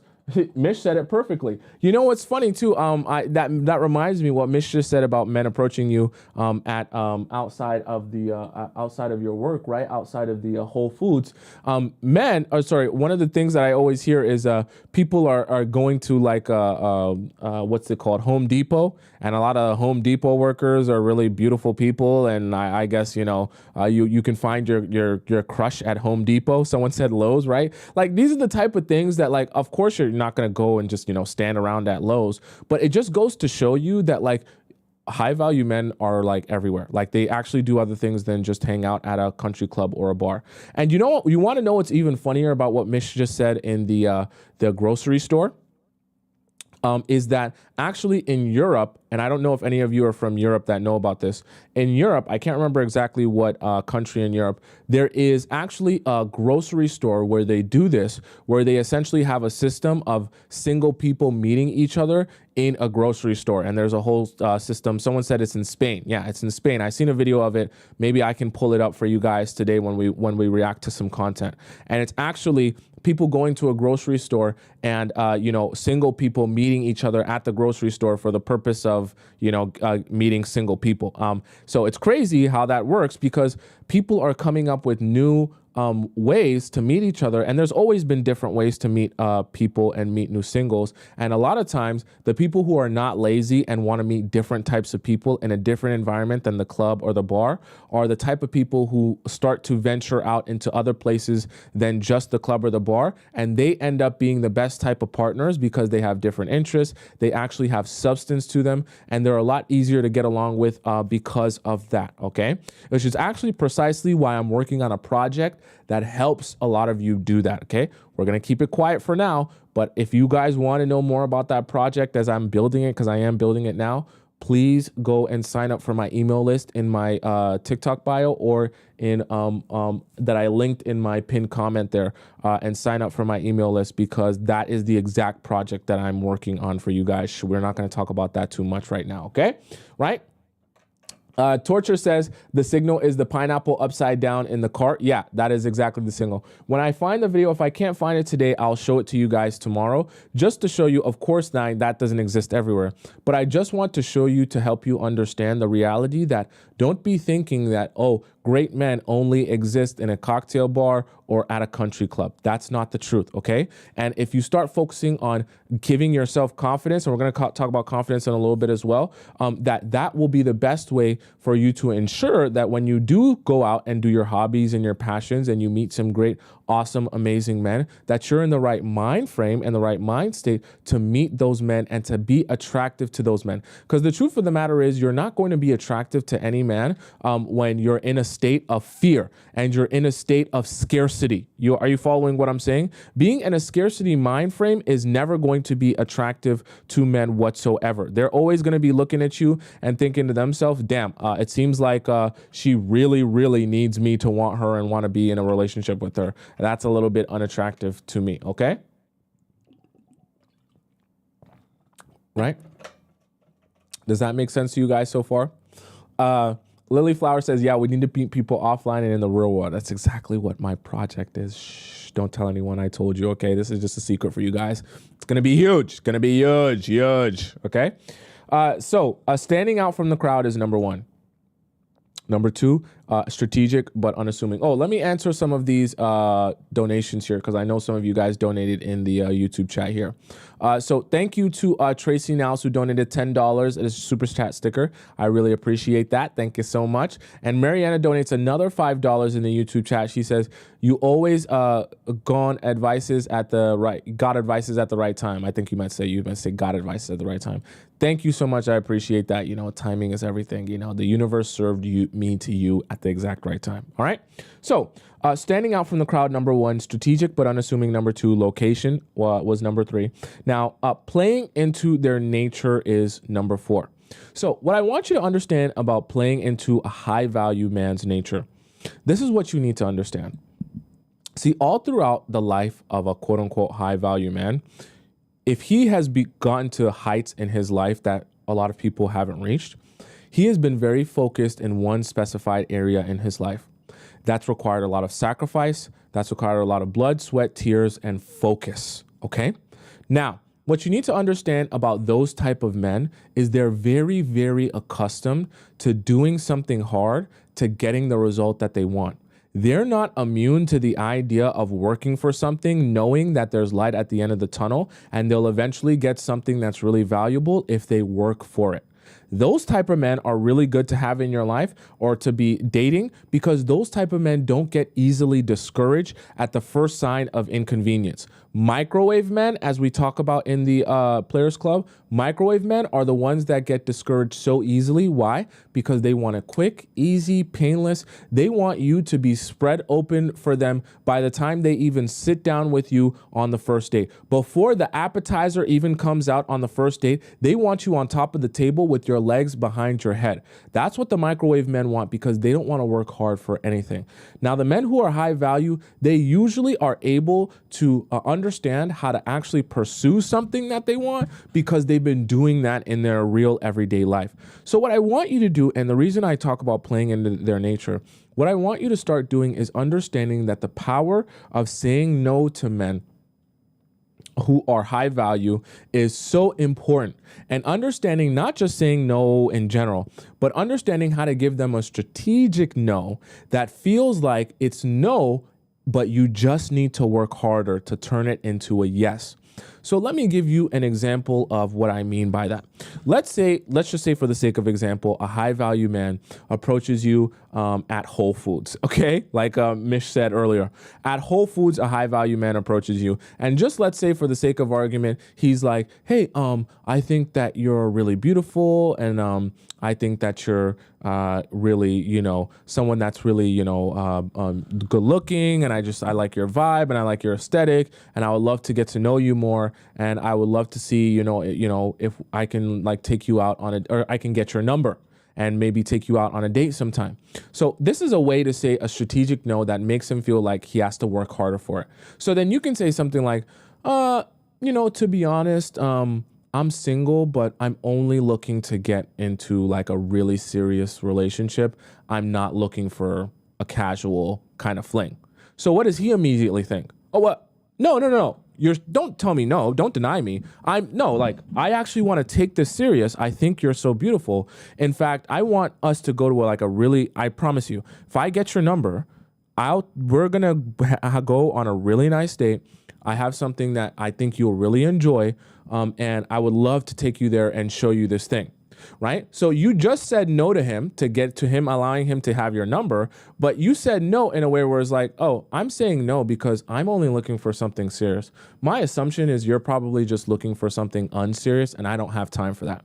So you essentially said no, but it can be yes if you're serious about this. So now what does he think? Oh, let me adjust myself and make sure she knows how serious this is to me. So I'm giving you that example because when you start meeting high value men, you can become good at understanding that presenting yourself, right? Let me just fix this here. Okay. It's like all weird in here. You'll start to realize that presenting yourself in a particular way and playing into the nature of a high value man where they're already used to working hard for things that they want is good. Okay. And those men are already accustomed to going for what they want. So when you tell them no, right, they're not thinking in their mind, oh, you told me no, so I'm going to be angry now and I'm going to throw a temper tantrum. See, when you're good at telling men no in a way where it's like, no, but you can work harder and turn it into a yes, they start saying to themselves, oh, okay, so then I'll just work harder and turn it into a yes. You're clearly not someone who's just going to say yes to my first offer to you because I seem to be a high value man. You actually want me to work for it. And I know that it sounds really stupid and really dumb, but the men who are used to working hard for things enjoy meeting women that they have to work hard for, okay? Now, I'm talking about the men who actually want commitment, because there are also quote unquote high value men who aren't looking for any sort of commitment, and they have their money and resources, but they just want to be single forever. But the high value men who are actually seeking commitment and actually do want to commit to someone, they enjoy the process of you not making it so easy for them because they have a lot of value, quote unquote. Are you following what I'm saying? Right? Ivy says, so it's okay to tell someone what you are looking for. I mean that in a sense, I'm giving that as an example as like, so if you were to meet a guy at the very beginning and he was to ask you, hey, I want to get your number. Can I get your number to take you out somewhere, right? You're saying no to that, but I'm saying no because I'm looking for something serious. You don't say you're not serious or whatever. You're just saying, I'm looking for something serious, so I wouldn't give away my number for no reason, right? And it's like you're essentially saying no to that guy in that time period in a way where it's like, I'm saying no to you being unserious. But if you worked harder and actually showed me you're serious, then maybe I would say yes to you. So then what does he start thinking? I should probably show that I'm more serious. Let me prove it to her. Let me start doing this. Let me start doing that. And so you've immediately kind of made this dynamic from the very beginning. That's the unique example that I'm giving.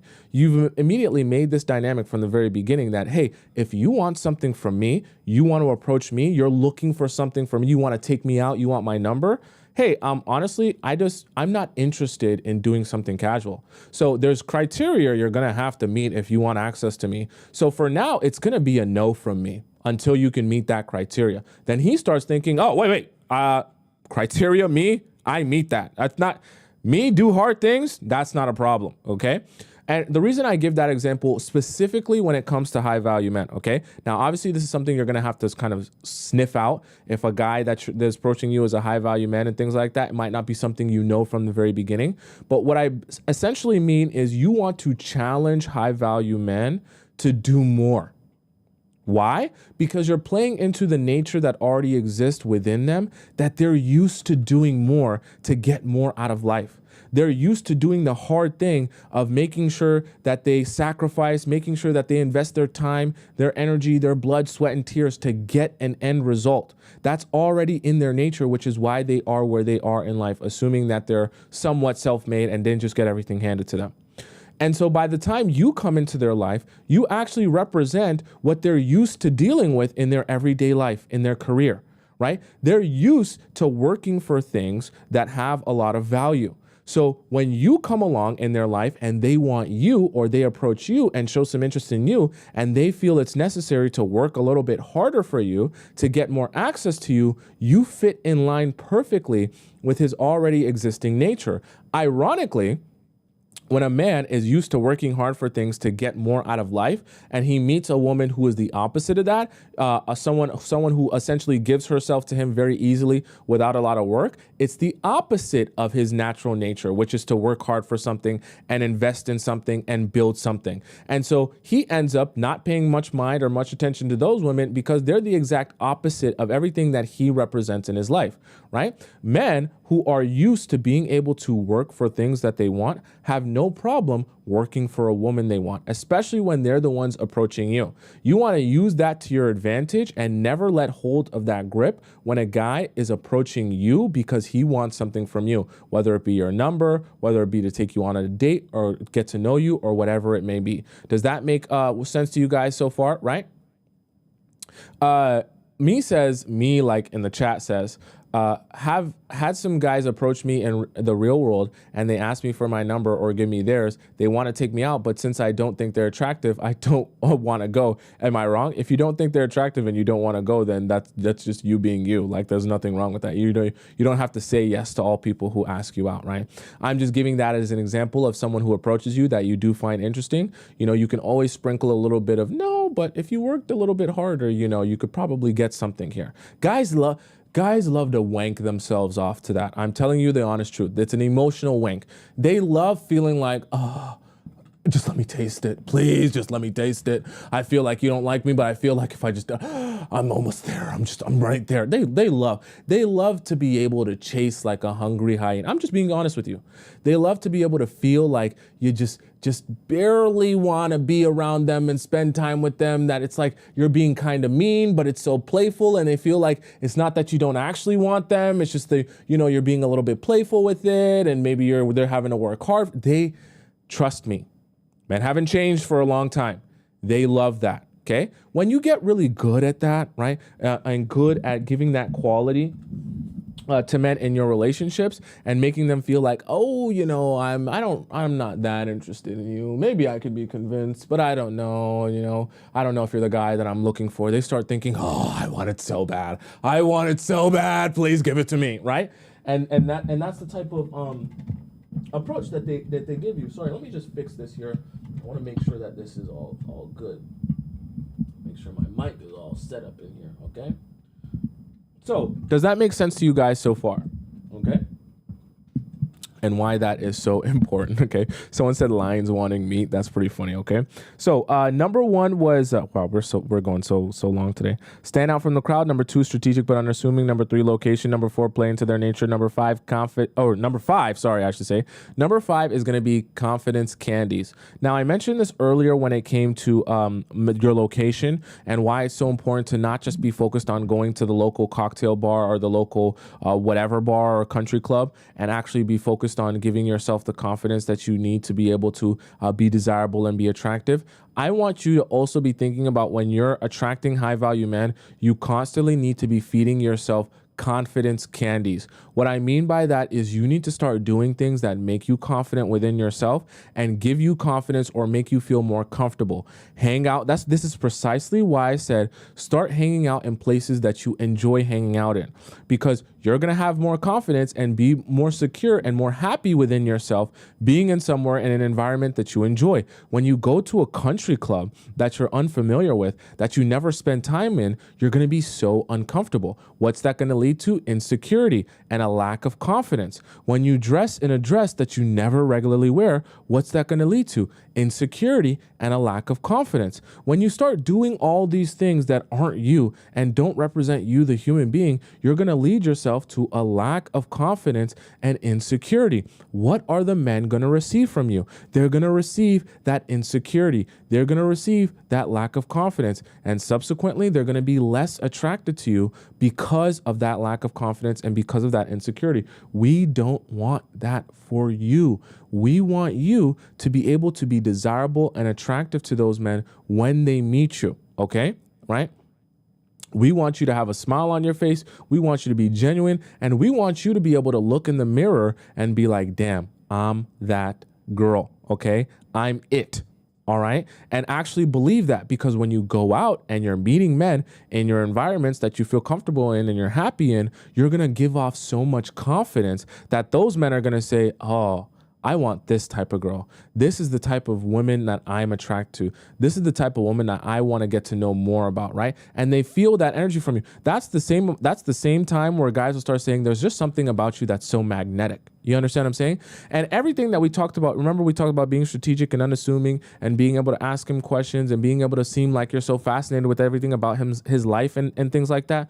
You're going to notice that when you take care of your confidence candies and you feed yourself a lot of confidence in all these different ways, you become way better at making yourself seem interested and fascinated. And you become way better at knowing that you're charming people. You understand what I'm saying? When you're confident within yourself and how you look and how you're presenting yourself, when you start trying to go out and enchant people and be charismatic with people and to get people talking to you, you're going to feel more charming. And when you feel more charming, you become more charming. I don't know if any of you have ever had this happen to you when you're talking to someone and you're like, I just know that I'm like acing it all. I know that when you're talking to me, you're so into this conversation. You're so locked into this conversation. I got you. I got you wrapped around my finger. If you've ever experienced that, then you know what I'm talking about. It's like a zone that you get into when you're like, I'm there. And I know that the confidence I'm exuding, the way I'm presenting myself is so attractive to you that I can actually feel your attraction to me while we're having this conversation.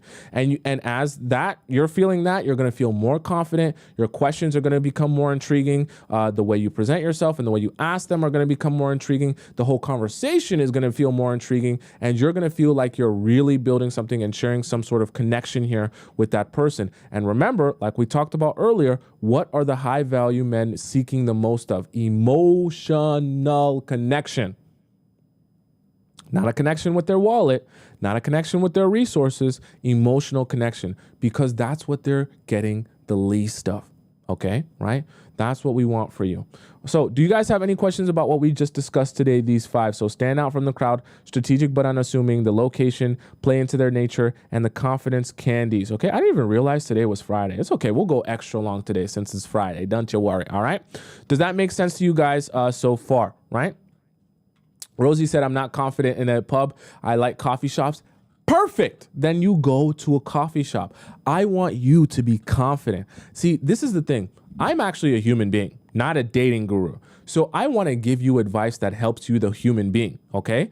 And there's a system and a strategy to everything. But the reality of it is a majority of the relationship stuff and, being desirable and all that stuff, it's mental, it's spiritual. So if I don't take care of your mental and spiritual by putting you in a position to have a good mind frame and a good mind state, then I'm not actually helping you. See, that's the thing that a lot of dating gurus and experts don't consider, is putting you in the best emotional state, because the reality of it is the strongest and best emotional state that you can be in is actually when you'll be the most desirable. If you're not in a right emotional state, then you're not going to be very desirable, because you're going to be insecure, you're going to be nervous, you're going to be sweating, you're going to be thinking about this, you're going to be thinking about that, you're going to be uncomfortable, you're going to feel inauthentic, and all of that is going to make all of the rest of the date come crashing downhill.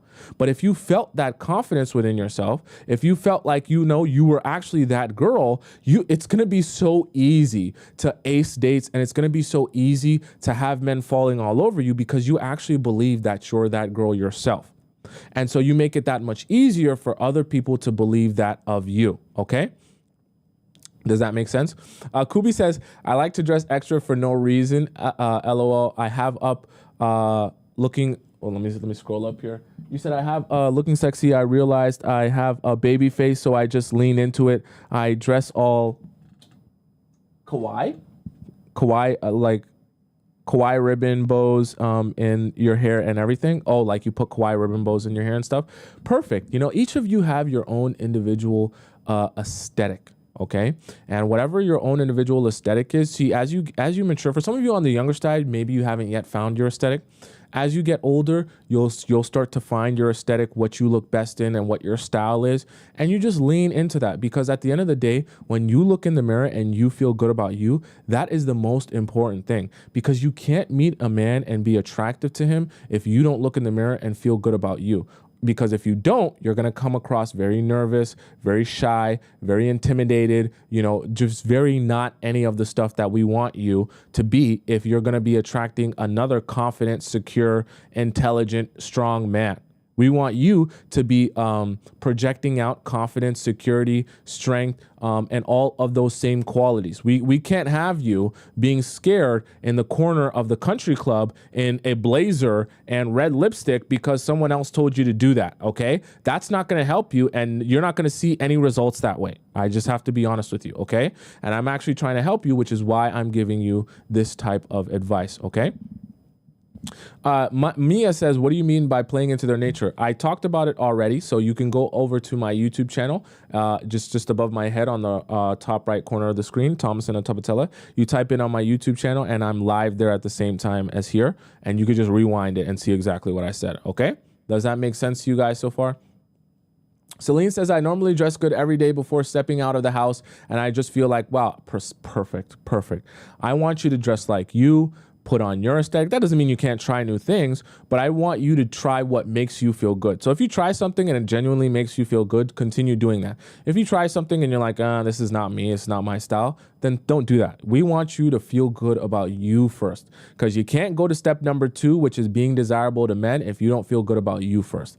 I'm probably the only person in your life that, talks about dating, but I'll be focused more on you than I am about the guys. Yeah, we talk about what guys want, but the reality of it is the most attractive version of you is invested in you first, okay? And knows and takes care of you first. That's the only way you can move to step number 2, all right? Does that make sense? Uncle Chud in our YouTube chat, I think this is a guy, he is very upset, Uncle Chud, about us having this conversation here. And, he's just very mad here. He doesn't want us to have this type of conversation. He thinks it's all fraud. So I guess Uncle Chud, congratulations to you for spending your time in the Players Club with a whole bunch of people who don't agree with you. I guess that's the best use of your time, not making money, not going and getting a job, not doing something with your own life or meeting a beautiful woman, coming on here and talking to us about something totally unrelated to you. Congratulations, I guess.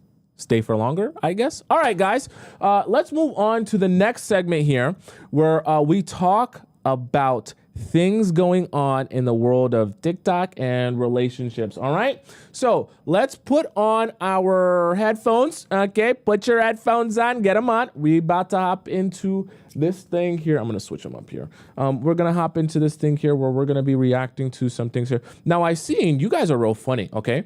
I seen that some of you guys have been sending me videos on TikTok, like actually mentioning me in videos that you want me to react to on TikTok. So I was checking my mentions today and I seen that a few of you have been, a couple more of you have been tagging me and stuff. And so I added some of the stuff that you guys tagged me here that I'm going to react to. So I really appreciate that. And I seen that. So I went ahead and added it. So you guys can tag me in stuff that you want me to react to. And you guys can also put it into our Discord in the Tomisin Reacts section so that I can react to it as well. I'll see both of those and I'll try to put as many videos as I can in there since you guys clearly love this segment. Okay. All right. Let's go over here into our first video of the day. The reason you attract emotionally unavailable men into your life is because your mother never truly loved you. If your mom never really opened a safe space for you to be vulnerable and freely express your emotions or your feelings, to ask for help with something, to express your pain, to express your suffering, if your mother was never available for you, especially as a woman, because we are more emotional, we are more vulnerable, and we process things by expressing verbally how we feel, and if your mother was never receptive of that, you learned that love is something hard, that love is something unattainable, that love is something that needs to be achieved. And then later on in life, you fall into the trap of becoming a woman that overcompensates because she feels she's not lovable or valuable or worthy of receiving love as you are by simply being and existing, but by doing things. So you constantly look for ways to do things and overcompensate things in your relationships to prove to your man or to your partner how amazing you are. The sad thing about this is, your motherly love back in the day should have been freely given to you. If a mother decides to birth you into the world, it's your right to receive her love and her support. But then she subconsciously taught you that love is hard. What happens is that belief system is stuck within you forever. If you don't go to therapy or if you don't sign up to my coaching, if you don't heal through it, it will be stuck within you forever. So for the rest of your lives, you will attract emotionally unavailable men and also stay in abusive relationships much longer than you really should, because your nervous system is so familiar with the feeling of being rejected, and that love is hard because that was the only way you ever learned to love. The reason you okay, so I actually agree with a lot of what Anna said here. And, you know, Anna essentially talked about how that is going to stem from your childhood. A lot of stuff that we go through now is going to, like, a lot of stuff that you're going through as an adult is going to stem from your childhood. Now, obviously, there's ways to, like, undo that. So I don't want you to think that just because that might be your situation that you can never undo that. You can. The first step is obviously recognizing that that is you, and then you start working through it to try to undo that. And like she said here, right, these are things that you're going to have to. She's not lovable or valuable or worthy of receiving to prove to your man or to your. You're going to end up, because of the way that your relationship was with your mother and the way that you felt you had to earn her love, you're going to end up mirroring that in your relationships. Okay. As weird and as strange as that sounds. And so a lot of times you can undo that by first recognizing that and realizing that you don't need to, like, work so hard to earn someone's love. And it's not your job to do more and scrub the floor in order for someone to love you. I know it's something that seems really simple in concept, but a lot of times when you're going through it and you're going through your relationships, right, you're thinking to yourself, oh, this person doesn't like me enough, or this person doesn't show a lot of interest in me. Well, now it's my time to do more. Now it's my time to go overboard. Now it's my time to do this or do that so that this person will like me and this person will want me, right? And you're constantly in a cycle of just feeling like I need to do more so that they want me more. And the more I do, it doesn't feel like enough because I still don't feel like they're treating me how I want them to treat me. So then I have to do more. And the more I do, and you're just constantly on the floor, scrubbing the ground, doing the absolute most, and never feeling like you're getting anywhere. Okay, right? Someone said, what's her at? The ats are all available on my YouTube page. Just go over to my YouTube and watch the stream. It's that has all the information that you guys need. It's a much easier watch because I couldn't put the at names on the TikTok live stream, but on the YouTube live stream, I credit all the creators because I don't like to play creators' videos and not give them their credit. Okay, let's go to the next one here. Let's go to our next video. What the heck? Leave that. So I've been using this thing called the let them theory. I love this. I want you to try it. Here's how it works. The next time you feel left out, your friends all go out to brunch together and they don't invite you. Let them. Or maybe the person you're dating doesn't want a commitment. Let them. Or perhaps your spouse does not want to do the 5K with you. Let them. Your company is laying people off. Let them. You spend so much time and energy trying to control other people and getting emotionally worked up about things that are beyond your control. You can tap into peace and true control if you let them be themselves. And here's the other thing. If you let them, people will then reveal who they truly are. And when they reveal who they truly are to you, you now know what you can choose next that's right for you. So let them. Okay, so I actually love everything that Mel Robbins said here because letting people be themselves is the best way to identify who someone is and also not make the mistake of trying to change someone into who you want them to be. They change for a little bit, and then after a couple of weeks or a couple of months, they revert back to who they've always been. Because then you'll be on a hamster wheel and a cycle of constantly feeling like someone has to adjust themselves in order to be with you and be your partner. But every time they adjust themselves and they go back to being who they were, you're frustrated once again. So now you start thinking, well, I'm in a relationship that I don't want or I don't like because my partner is not the type of partner that I want. When in reality, your partner that you chose was never the type of partner that you want. So the thing that you need to be focused the most on, oh my God, it makes me so mad. And I tell you guys this every time, whether you want to pick up your phone or you want to take out your laptop or you want to take out your iPad if you're an iPad kid, please write down in your notes what it is that is your criteria for a man that you want to be with and be in a relationship with. Write down what you want him to do, the type of job you want him to have, what his height is going to be, what his weight is going to be if you want to add that, how many teeth you want him to have, if you want him to have wisdom teeth or not, if you like all the things that you possibly could want, his ethnicity, whatever, his background, how many, siblings, whatever. Be specific as you can possibly be, because that criteria of the things that you want out of a relationship, and I also want you to be specific about writing down the emotional needs that you have and want, and how you want to be treated, and how you want to be approached, and how you want the relationship to be maintained. All of those things are your existing criteria for what you're looking for. That way, when you go out and you meet people, you, like Mel Robbins just said, you let them be themselves, and all you have to do, your life becomes so simple this way.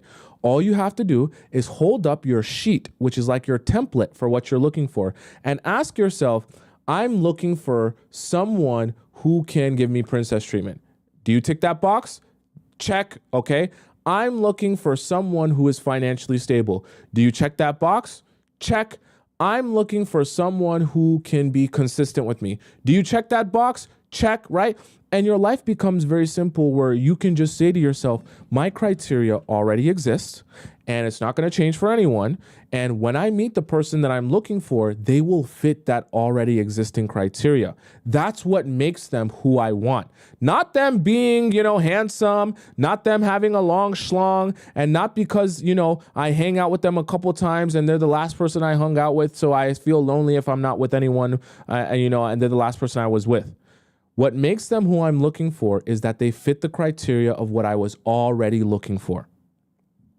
Then you just allow people to be themselves and you match up if your criteria matches up with who you've allowed them and known them to be in the process of letting them be. You guys following that, right? Right?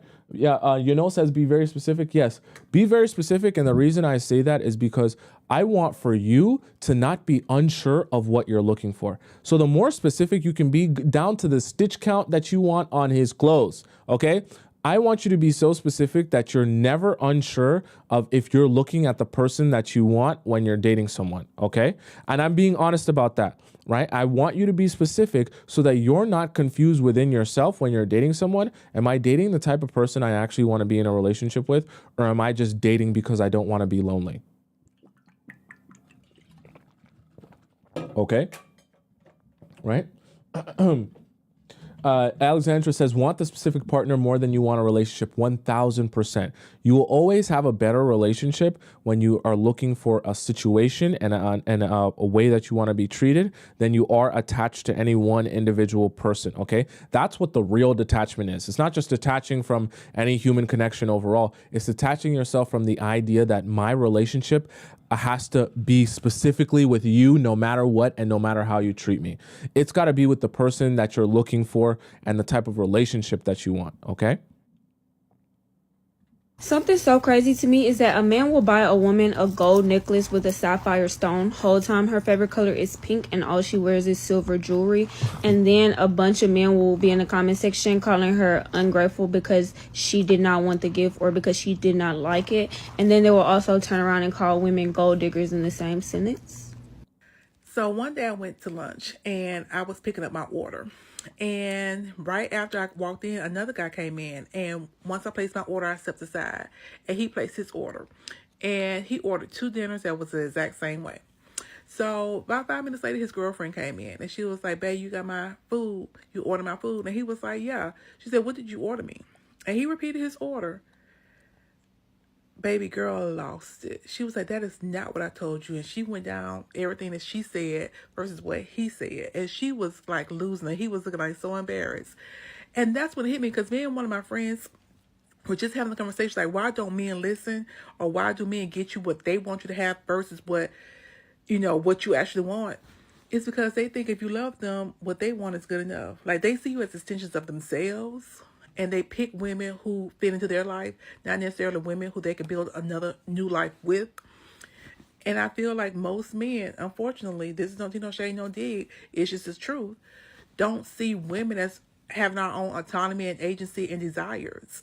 When they purchase things or buy things for us, they're thinking how it's going to look on the ground, how they can boast to their homeboys, how they can tell their family, or how she going to tell her family or her girlfriends what he did. Never take into account what she actually wants. And it's not just even in romantic relationships. A few years back, we had purchased a new house. Okay, I actually think so far, like, everything that she's saying is true. And even my own self, I suffer from that myself, and understanding that the best way to give to someone or do for someone is to recognize what they actually want, not what you want for them. And it's actually a process of relearning when you're growing in relationships and maturing, relearning relationships and understanding that, like, my life is more than just me, and like there's a whole world going on outside of me. I will say this: a lot of men suffer from the chokehold of male validation as well. Because like she mentioned here in this video, the men are thinking more about, okay, what do I want as a guy? What do I think other guys might be impressed with if I gift this to her? So the whole process of giving or doing for your girl ends up being more for the guys and for yourself than it ends up being for her in the end. And so what you have to do as a guy is to be able to, like, step outside of yourself and say, more important than what I want, what does she want? Even if I don't think that that's important, okay? Even if I don't think that that's necessary or what she necessarily needs, I have to figure out what is the most important to her, valuable to her, and trust that those things that what she wants, and at the end of the day, her happiness is what comes first. See, when you grow and you mature as a guy, you start realizing that your woman's happiness matters more than anything else, and that however that comes about, whatever it is she desires to get to that point of happiness, that's what you do. You don't try to do something different to make it so that, oh, I'm happy because I gave you the thing that I wanted you to get from me. No, I gave you the thing that you wanted, period.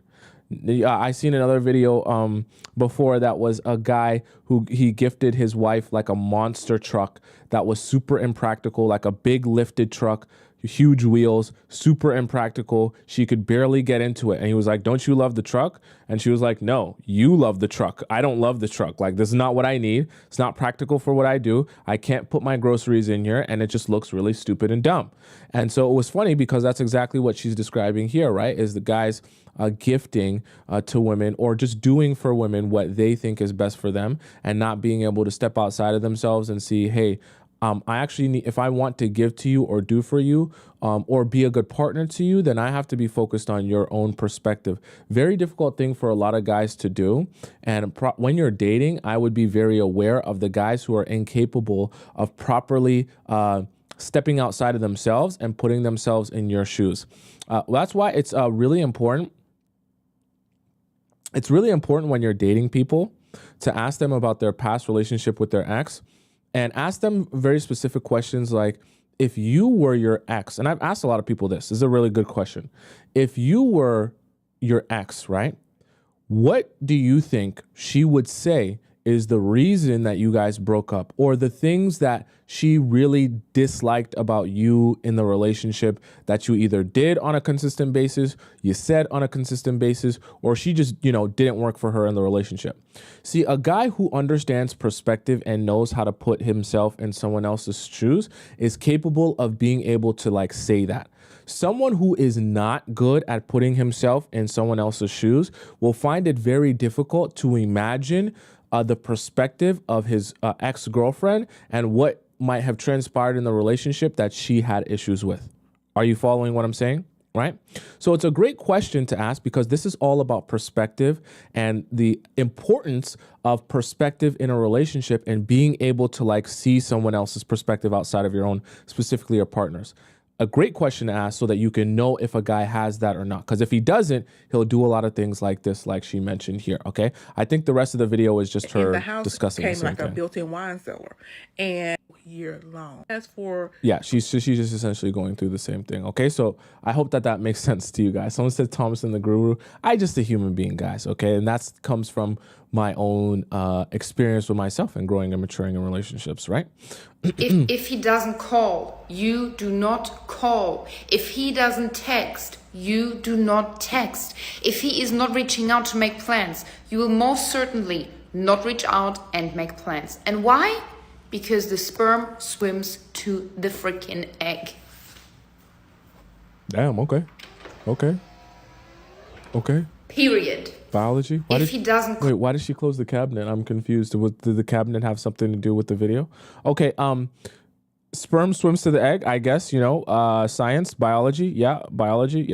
But yeah, the crux and the concept of what she's saying, right? Call. If he doesn't text, you do not text. If he is not reaching out to make plans.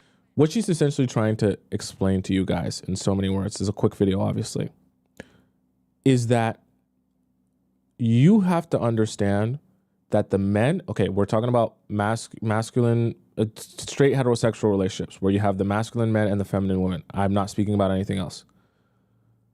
You have to understand that the men are the ones meant to take the initiative when approaching you, because they want to get to know you and know you better and, take you out. You have to remember, we just watched a video earlier about Mel Robbins saying the let them theory. You have to give them the space to allow them to show you how much true and real interest they even have in you. The problem comes when you start texting, calling, and messaging all the time, thinking that he'll forget about you if you don't message and call him all the time, and thinking that you need to do so much in order for him to recognize you and want to be with you and spend time with you. But what ends up happening is you only end up building a relationship off of the idea that you're doing everything. You're pushing the relationship forward, you're managing the relationship, you're doing everything necessary to keep this relationship going. And then what ends up happening is with the guy that you're with, you down the line, you get exhausted trying to do everything in the relationship because you're the boyfriend and the girlfriend. So you're doing his role and you're doing your role. You're essentially taking yourself out to dinner. He's just there. You're planning it. You're organizing it. You're doing the reservation. You're everything required. You're doing it. So he's just there eating the food, but you did all the work on the date. You're the boyfriend and the girlfriend. And so a lot of times you can find yourself down the line in a relationship with a man where you're the boyfriend and the girlfriend because you spent all this time initiating, calling, texting, and not allowing him to do any of his job, which is to do the initiating of all of that, which is to show you the interest, which is to pursue you and want to push things forward and escalate things and, go into the direction of building something serious. He's meant to be the one to show you that. You're meant to be the one to receive that and meant to be the one to pace him and meant to be the one to say, okay, I like this. I like where this is going, right? Not the other way around where you're doing all the pursuing and that man is sitting back relaxing and probably pursuing another woman with all of his extra time and energy. Okay, right? Says instead of getting upset at actions or trying to control their behavior, just let them do 100%. Like I say, like Mel Robbins just said, and like I said to you guys earlier, you let them do. Neighborhood Watch said, except he's not a fit. 100%. Don't try to, when a guy tells you who he is and what he's about and that he's not looking for anything serious, allow that to be true and don't waste your time on that guy anymore. Okay? We don't want you wasting your time. I love you and I care about you. I really do. I don't want you wasting any more of your valuable time.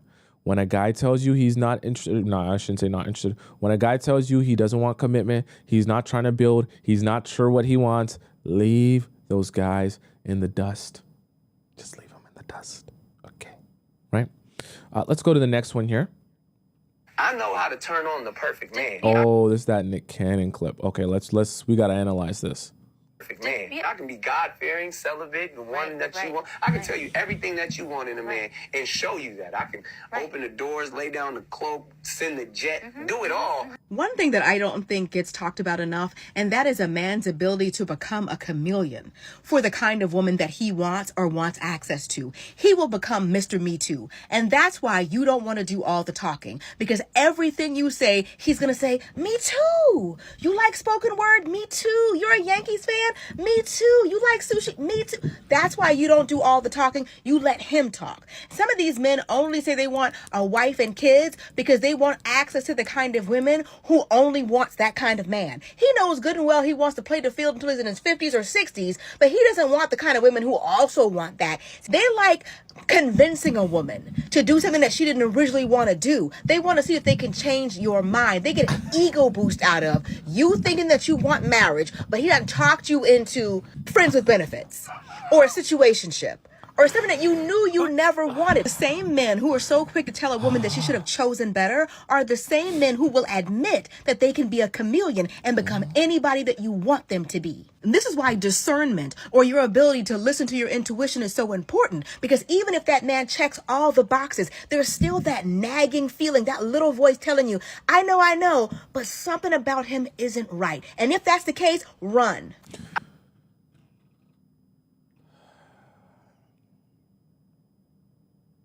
This is exactly what I tell you guys. When you go out on dates and you're meeting new guys, don't say a word. Just get good at asking questions, asking follow-up questions to the questions, asking follow-up questions to the follow-up questions.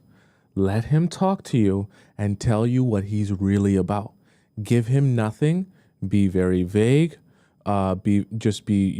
Don't give him any sort of concrete answers that he can say, like, I think it was life coach Sean here. Is that the Shonda? Shonda is her name.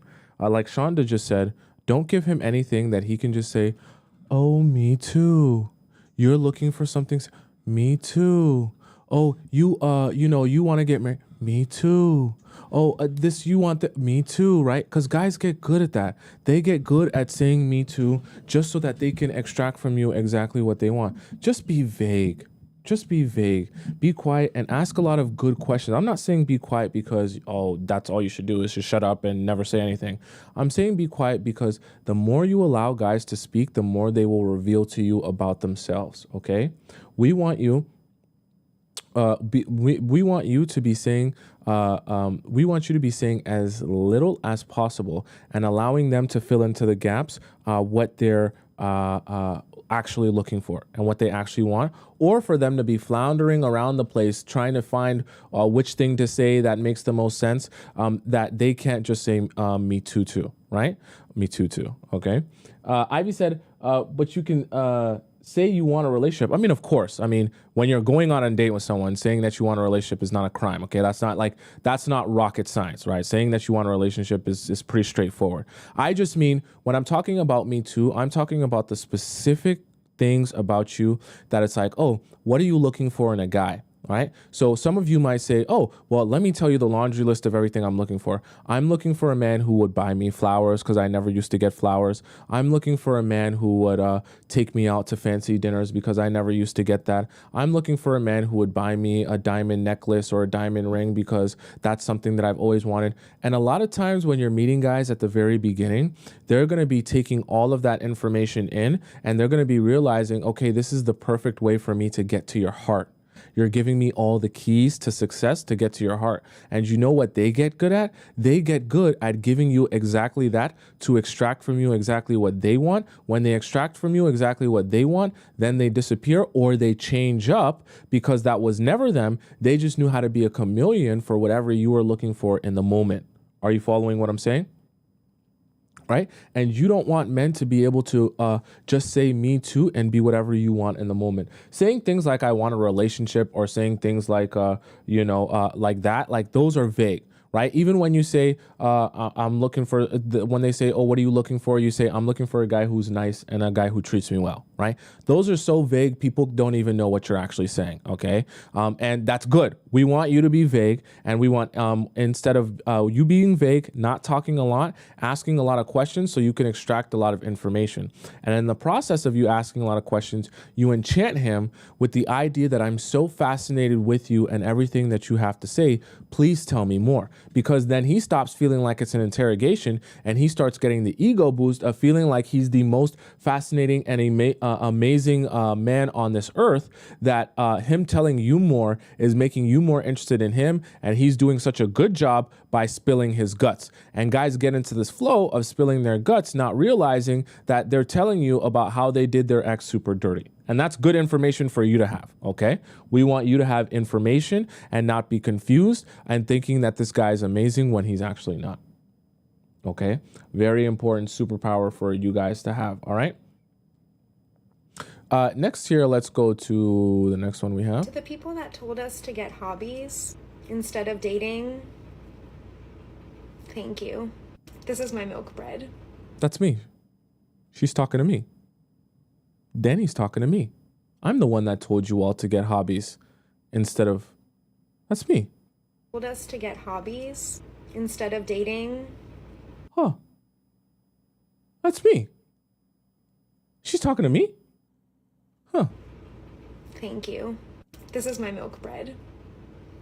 I made this myself with all of the time that I'm not wasting on somebody's crusty To the people that told us. She clearly has some anger in her there, clearly. But this is part of the reason why, actually, and I didn't mention this yesterday. We won't stay too long on this, but we didn't mention this yesterday. But this is part of the reason why I recommended to you guys. Now, you guys can do whatever you want with your life, but this is why I recommended to you guys to date one man at a time. Actually, since we're here and we're on the whiteboard, I just want to break down a little bit of quick math to you guys. Don't worry, guys. We're not going to be here too long. I just want to do some quick math. I know we're in React section. I want to do some quick math for you for a second, okay? So we're going to do some quick math here. just so I can show you guys why I actually recommended you guys date one person at a time and why it was more about you than it was about anything else. Because I seen a lot of people yesterday when I rewatched the show say, hey, Tomisin, we want to date multiple men at the same time because we want to decenter them and we don't want to be delusional and we don't want to be, too stuck up on just one man. This is what I want to do here for you guys. Okay. So let's put down your week here. So let's say 1 week of your time. Just real quick, this is going to be a very simple kind of a presentation here. So 1 week of your time, okay? So in the 1 week, let's say that we have a pie chart. And so, or we can just do it like this. We can say this is your 1 week. So we got day 1, day 2, day 3, day 4, day 5, day 6, and day 7, okay? So let's say in your 1 week, you want to do the thing that everyone is recommending you to do, which is to have a roster, right? So you want to have a roster of people. So in your roster of people, let's say you are dating 4 guys, right? You're dating 4 guys in your roster. So because you're dating 4 guys in your roster, don't worry, guys, this is going to be very quick, easy math. You're dating 4 guys in your roster. And so each date, let's say you go on 1 date a week. So you go on 1 date a week with each guy on your roster. So you got 1 day filled up of your 7. You got 2 days filled up of your 7. You got 3 days filled up of your 7. You got 4 days filled up of your 7 to average 1 day filled up with a guy. So this right here is all, we'll do this, okay? So this right here of the 7, this is all men. Now you got, let's say, right, you have 3 days left in your week, okay? Now, of the 3 days you have left in your week, let's say your friends want to hang out 2 of those days, okay? Because, you want to spend time with your friends. They're your besties. They've been together with you forever. So now you have 2 days, right? This is for friends, okay? Now, of the day you have left, you also have your family, right? Your family is important to him, and you want to spend time with your family as well. Now, let's see. So you now have another box here, and this is for family. Okay? So we have now established the 7 days of your week. 4 of them are spent with men, 2 of them with friends, and 1 of them with family. So please, Neighborhood Watch said it perfectly. Please explain to me, where is the space for you?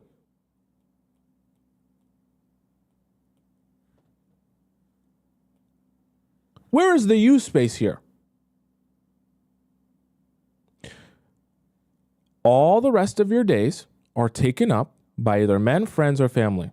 You don't have any more time for you or the things that you need. Your hobbies, what you care about, your relaxation, your mental state, right? Your mental health, all of the things you would do, like taking a bubble bath, like relaxing, like reading a book, like shaving, like doing your hair, whatever you want to do for you, painting, or whatever you want to do for you. And you want to know what's crazy about that? If we used a percentage, right? If we used a percentage, let's just use if we pulled up our calculator here, let's see here. Why did that do that? What the heck? Sorry about that, guys. I don't know why that did that. How do I make this not white? That was really weird. Let's undo that. Can we undo? There we go. So I was going to get out a calculator, but it doesn't matter. We don't have to get out a calculator. So I'll do the calculator on my phone. So out of the 7 days, right, let's divide, and this is real simple math. 4 out of the 7 days, that's 57%, okay? So 57% of your time in the week is being spent on just men, okay? Because you have to date 4 at a time. You want to have your roster. So let me know, chat, if 57%, meaning over majority of your week, is just being spent dating the different men on your roster, does that sound like you're decentering men or you're centering men? I want to ask a question because I think I might be confused. Does 57% of your week spent on men sound like decentering them or centering them? And the reason I ask that question is because sometimes I feel like, I love to be someone that if I give you guys a recommendation and you guys say, Tomisin, why do you recommend that? Why do you say that we should do that?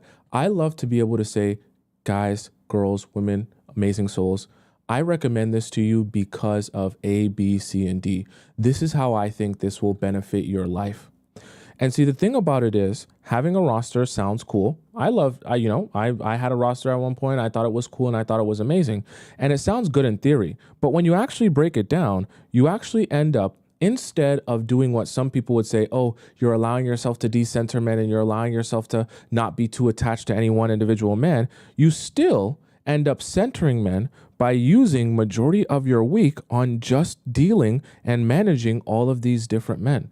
So how are you actually decentering them? By making them take up a majority of your week. In fact, they take up so much of your week that you barely have any time left for any of this other stuff. And by the time you do any of this other stuff, you have literally zero time left for you. And remember, the most important thing and person to be investing in is you, not the silly men. Not the guys that you might go on a date with, and some of them are bronze medalists, silver medalists, don't even make the podium, whatever it may be. Spend time, there's nothing wrong with dating, but spend some of your time dating and spend the rest of your time invested in you, that you can do things that actually matter and not make men the center of your universe, or have them take up so much of your time because you have multiple that you don't have any time left over for yourself. Okay? That's all I want you guys to be thinking about, right? You should have space in this week for your hobbies. You should have space in this week, right? There should be space here for hobbies. There should be space here for passions. Okay? There should be space here for, just like your mental health. Right? Like this whole idea that your whole entire week should be majority focused on just juggling all the different men, I personally think is ridiculous. And I want the best for you. I want you to succeed. And I want you to find the man that you're looking for very quickly, very efficiently, without a whole lot of time and energy spent, which is why I talk to you guys in the Players Club about how to identify this and identify that. Look out for this, look out for that, be aware of this. He's going to try that. And I try to give you all the advice I could possibly give you to make your process of learning and understanding what you're looking for as quickly and as painless as possible. But what I don't want you to do is to try and go out and do that all at once with multiple men, because two really bad things happen. One, you have very little time left over for you. And then number two, it's like you're trying to implement all the strategies that we talk about, while instead of doing it one by one and figuring out how that works for you, now you're trying to do it with a bunch of people at the same time. It would be like if I tried to teach you how to count from 1 to 100 while simultaneously teaching you how to do algebra. Yeah, algebra has numbers in it. And yeah, I can teach you how to count to 100, but it's going to be so much more complicated to teach you algebra while I'm teaching you how to count to 100. Not that you're a little kid or you're incapable of dating multiple men, but I just want you to think of the concept. If we're learning a lot in the Players Club and you're learning a lot about how men think and how you want to change your situation so you can see different results, let's start by doing that with one guy at a time first, okay? And maybe when you become an expert pro, and maybe some of you that are saying you want to have a roster are complete expert pros, then you can maybe move on to doing more than one. But I know that if I'm going to give advice for a majority of all of you, right, that are in the Players Club listening to me, that the best advice I can possibly give you is to do this one at a time. Because if I advised you to do this with as many people as possible, I know a lot of you would find it very difficult to be able to manage this. Right? You're learning a lot of new skills, and this doesn't have anything to do with your intelligence. I've seen someone say, oh, he's essentially saying that all women are stupid because he doesn't think we're capable of juggling multiple men. That's not what I'm saying. What I'm saying is that anyone learning a new skill or gaining a new understanding and a lot of knowledge is going to find it difficult to implement that on a mass scale before they even practice it once. Anyone, man or woman. So what I want for you, because I want success for you, I want you to practice this one at a time before we ever start talking about dating multiple men all at the same time and implementing all the strategies that we talk about at the same time. I just want you guys to understand that I know that this is a little bit of a side note, but I love you all so much and I care about you all so much. I actually want to do things that benefit you, not just give you sound bites that sound good and get you hyped up, because I'm getting you hyped up to go out there and fail. I want you to succeed, and I want you to succeed in your relationships. So when I break it down like this, I'm breaking it down because I want you to see how I am trying my best to give you advice to help you succeed. Not because I think you're dumb, not because I think you're incapable, and not because I think you don't know how to do stuff the right way, because I actually want to see you do well, and I want to give you the best opportunity to succeed and do well. Okay, does that make sense to you guys? We can hop back into our React section here. I know we took a little bit of a side note, okay? So let's hop into, Danny said with the hobbies here. Get hobbies instead of dating. Thank you. This is my And this is perfect because the reason I mentioned this for this video is because it's perfect that, you know, you become such a more happier person when there's space and time for you, that by the time you do end up dating someone, you're such a better, more attractive version of yourself with that confidence and that inner security and that inner peace, right? You need to have space to manage and maintain your inner peace. Your sanity goes out the building when you're juggling too many things at once. That goes for anyone, not just you, okay? And for those of you wondering, I wouldn't advise men to have a roster either if they're serious about dating and commitment and building a connection. Why? Because it's the same thing for men as it is for women. When you spread yourself too emotionally thin, you won't possibly be able to take in the individuals that you're dating. So I don't personally think it's just a woman or a man thing. It's a human being thing, okay? Let's go on to our next one. This is how you get your man obsessed with you, make him crave you, get him to chase you again and reignite the spark. Step number 1, make this man suffer. Men are drawn to women who slightly scare the shit out of them. Dominatrixes, nurses, doctors, women in uniform, police officers. These women know how to inflict pain on them and men are slightly attracted to it. And most importantly, these women know how to make a man suffer, and on the other side of suffering is pleasure. And men are attracted to women who intimidate them and don't need them. Therefore, they immediately put you on the pedestal and value you more. So every now and then, if you want power over your man, make this man suffer. In your silence, in your absence, by not always texting back, always picking up the phone, always saying yes and dropping everything to see him. Don't do that. The more you're unpredictable in your actions, the more he's gonna get confused and slightly suffers because he misses you. Therefore, he keeps sitting on the edge of his seat, always having to still pursue you and put energy into you. The moment he gets comfortable because he feels so safe with you, he's bored and the spark is diffused. Step number 2, I like what she said here. I like how she said it. She's pretty intense. When she's talking about making men suffer, she's not like talking about tying a rope around his, neck or anything like that.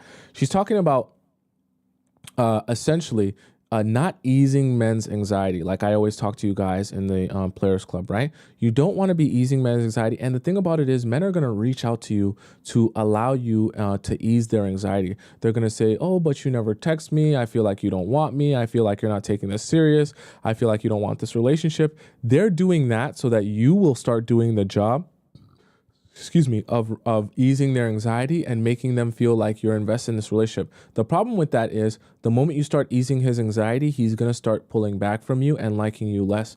If you actually start thinking to yourself about your relationships and the guys that you've liked the most, you'll start realizing that the guys you like the most are correlated to the guys who gave you the most anxiety. Right? A lot of times, at least. And the guys you like the least usually gave you the least amount of anxiety. Not because there's something wrong with you or you're a toxic person, but it's natural that when someone is giving us anxiety, we think about them more. The more that we think about them, the more brain power we use on them, the more time they take up in our mind, the more we begin to like them, right? Or convince ourselves that we like them because we're thinking about them so much. You start to create a narrative in your own mind that the only way I can think about them that much is if I like them that much. And if I like them that much, then that means that these, feelings are real and I should pursue them and act on these feelings. So you got to let guys stay in that feeling of anxiety where they want more of Mentally you. stimulate him, because seduction starts in the mind, not down there, not in the body. The more a woman can play tricks on a man's mind, the more he fantasizes about her, the more he bonds with her, the more it feels like a reward once he's actually with her. If your man is sitting at the pub with the boys and he's out at the park and he's out having a beer and out at the gym, he's out at the park, he's out at the pub with the boys, and all he can think about is you have psychological power over him. So how do you have mental power over a man? By not always giving your exes away for free, by not always sending him news, by not always being readily available, by not always dropping everything and jumping when he says jump. Plant seeds and mentally seduce him by telling him that you had a long day at work and you're sitting in the hot bubble bath, drinking a glass of red wine, listening to jazz music. Or tell him you've been shopping, you bought the cutest set of lingerie, lay it out on your bed, take a photo and send it to him, but not with you in it. Number 3, don't baby him, because the moment you do, I like that. you always look after him. What's going on? I like that. I like what she said. Remember, I told you guys one of the best ways if you want to spice up texting, you're not getting to know someone over text. One of the best ways to spice up texting is to send him quick and short pictures and videos of what you're doing so that he can see that you're busy and you have a life outside of him, rather than just telling him that, because it's text on a screen. The visual is so much more powerful, and the visual reminds him that, hey, your life and your world is spinning whether or not he's there. It's great. It's great. It's great. It's great. For men, when you don't drop everything for them, and then also they get to continuously be reminded that your world spins without them, they recognize that if they want to approach you, they better approach you with some sort of respect and some sort of understanding that in order to get access to you, they can't just, do whatever they want. Why? Because they don't bring the sunshine into your life. It's not like your world started spinning when they walked into it. So when they walk away, or if they walk away, or if they don't do the right thing, it's not like your world is going to end there. Okay? When he's sick, you always put together the 3-step skincare routine. You put together an entire wardrobe. You always look after him. You become his mother, and he will not be attracted to you. Number 4, reinvent yourself. And I mean this visually. Okay? I think that one's pretty straightforward. You don't want to be doing everything for a man, scrubbing the dishes, washing the floor. Like, you can't be babying a man. He's not going to be attracted to you that way. And honestly, you'll be very dry. You'll be dry as a desert yourself. Men are very visual, so you want to seduce them from the visual aspect. The way you do your hair, your makeup, the way you dress, the way you smell, maybe it's your perfume. It's not only about dressing feminine, but also switching it up, because the moment men get used to you, they get bored of you. If you're always somewhat unpredictable, it also gives you emotional and mental power over him, and you keep playing tricks on his mind. The more you're unpredictable, the more it gives you mental and emotional power over him, because he never knows what he's gonna get next with you. Dress up your look, change the way you show up, change your makeup, try different clothes, try different hairstyles, and just always leave him waiting on the edge of his seat. If you want to... Okay, this is the only one that I want to caution some of you on, because this kind of goes too far into the deep end of like, now when you're trying so many different things just for shock value, you don't want that. Like, you need to stay. And I know that Anna is, just trying to give you guys advice, but you don't want to stem too far into the realm of being inauthentic to yourself. So you need to take what she's saying with a grain of salt and understand how to do that within your world and within your aesthetic. Don't just dress a whole different way for shock value, okay? We want you still dressing how you regularly dress and being regular you. But what she means by being unpredictable is start being spontaneous with yourself. Going out and doing things that you enjoy just because you enjoy them, and spending some time on you, right? That and then also when you're on dates with them, the best way to seem unpredictable is by being spontaneous on a date. So you might be on a dinner date, and let's say you guys are going past somewhere and you're like, oh, let's go to the fair. Where the fair is open today. Let's go to the fair. We'll stop by. Don't we have some extra time? We'll go to the fair. And you're like hyped up. You're like, no, come on, let's go to the fair. And you guys just do an impromptu fair thing or an impromptu arcade thing. You can be unpredictable in person. And I think that's much better and can be much more authentic to you than what she described here, which is like just change up your, like, I don't advise you, me personally, to just randomly change up your look for shock value, because you're going to feel inauthentic to yourself and you're going to feel like you watched a TikTok video in order to do that. I want you to be spontaneous and adventurous in ways that are more authentic to you in person, not just changing up your look. I know Anna's just trying to help. So, but I think that's probably more in line with what would be more beneficial. Okay. Let's go on to the next one here. Women, if you make men wait, you will end up with the men with time on their hands. Think about it. What kind of man is going to wait around to see if a given woman thinks he's good enough to sleep with? I'll help you out. It ain't gonna be the attractive men with lots of options who already know their worth. If you are fortunate enough to find yourself on a date with one of these individuals, and you are receiving the undivided attention of a high-value man who is showing you sexual interest, it is not the time to play hard to get. You have been given an opportunity that may never come again. Let's look at this from another angle, shall we? Why aren't there female 9s and 10s on dating apps? I hear men complain all the time about the apparent attractiveness of the women they encounter on apps. But my brothers in Christ, of course you're not going to find super beautiful women on dating apps. These women, like the super successful men, don't date conventionally. And they don't date conventionally for the exact same reason. It's far too expensive. Women, if you make men wait. What the hell is he talking about? No, I genuinely, what the hell is he talking about? No. What the hell? This was submitted to me. I think Ivy submitted this in our Discord. What the hell is he talking about? This is actually exactly the opposite of what we just... I need to watch this again because I feel like I didn't hear what I thought I heard. You will end up with the men with time on their hands. Think about it. What? Making him wait, you'll end up with the men with the time on their hands. Or you'll end up with men who can be patient and respect boundaries. Okay. What kind of man is going to wait around to see if a given woman thinks he's good enough to sleep with? I'll help you. I genuinely mean this. Like, what is he talking about, though? Like, I get it that some men that date you are going to be looking to sleep with you as early on as possible. But, like, I'm assuming, like, his name on TikTok is Psych Hacks, and he's dressed in a collared shirt. I'm assuming he has some sort of degree. Now, mind you, I don't have no sort of, psychology degree. But I just don't understand the basis of anything he's saying here. I'm really confused myself. Because, like, if he's talking about building a long-term serious relationship, like, men who are willing to do that aren't super impatient to sleeping with you right away. Because if they want to build with you, of course they're going to sleep with you eventually. So yeah, it might be a little bit frustrating to not sleep with you on the first night, but the men who are in it for the long haul aren't going to be that frustrated to have to wait a little bit. That is such... Well, okay, we'll go on. That was just horrible advice so far. Help you out. It ain't gonna be the attractive men with lots of options who already know their worth. If you are fortunate enough to find... I'm confused what he means already know their worth. So, like, the because of their worth, like, they should get to sleep with all the women on the first night. I'm just confused. I'm confused on what that means. And I genuinely mean that, like, just coming from a guy. I'm not trying to...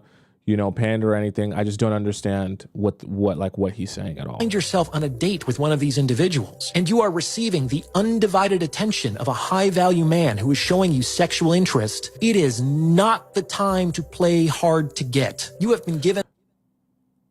The weirdest part about this is the video is meant to be directed towards women. He says you have not... What the hell is he talking about? To get. You have been given an opportunity that may never come again. Let's look at this from another angle, shall we? Why aren't there... Okay. Please, all of you beautiful souls, don't listen to any of this advice. Because if you approach high-value men as if you've been given an opportunity by being on a date with them, oh my God. The way they will take advantage of you and discard of you is insane. You do not go out on a date with a high-value man and worship the ground he walks on as if he is some above human than you are. That he has bestowed upon you the opportunity to be with a man like him. Do you understand how that man will treat you when you do that and approach the relationship like that? You must treat a high-value man like a human being. In fact, when you go out on a date with a high-value man, You say no to him to help him understand he doesn't just get what he wants here because of status or resources. You take him back down to earth and you humble him so that he knows if he wants to be in a relationship with you, he's got to approach you with respect, and he's got to show up for you how you expect to be shown up for. And you're not going to sit around and allow him to treat you anyhow because he's a high value man. Please don't do any of what he's saying here. Female 9s and 10s on dating apps. I hear men complain all the time about the apparent attractiveness of the women they encounter on apps, but I don't know what that has anything to do with what he's discussing about high value men. I thought he just said high value men. my brothers in Christ, of course you're not going to find super beautiful women on dating apps. These women, like the super successful men, don't date conventionally. And they don't date conventionally for the exact same reason. It's far too expensive. Women, if...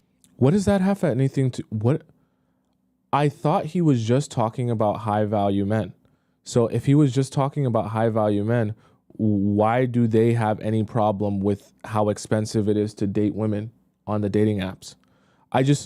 I'm really struggling. Like, trust me, guys, you guys know I like to step into other people's world and figure out what it is that they want or what it is that they think. I'm really struggling to understand what it is he's actually saying here. I know it's a cut up clip, and I know there's a lot of stuff probably that he didn't get to mention because the clip is meant to be just a minute long. I just don't know what any of this means. He's talking about dating apps, and he's talking about how all the girls on dating apps are below average. And then he's talking about how it's too expensive to date girls on dating apps. But then he's also saying that if you're a woman and you meet a high value man, that you should basically worship the ground he walks on because you've been given an opportunity. For successful men don't date conventionally, and they don't date conventionally for the exact same reason. It's far too expensive. Women, if you...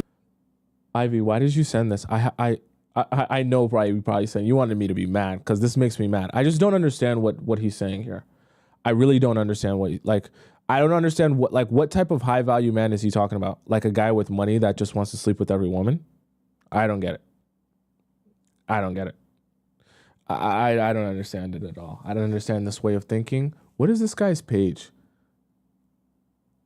I don't understand that, like what he said there. That didn't make no sense. Only 13K followers? Who'd follow this guy? I don't get it. If you want to be accepted by a certain group or individual, you generally can't wait for an invitation to come to you.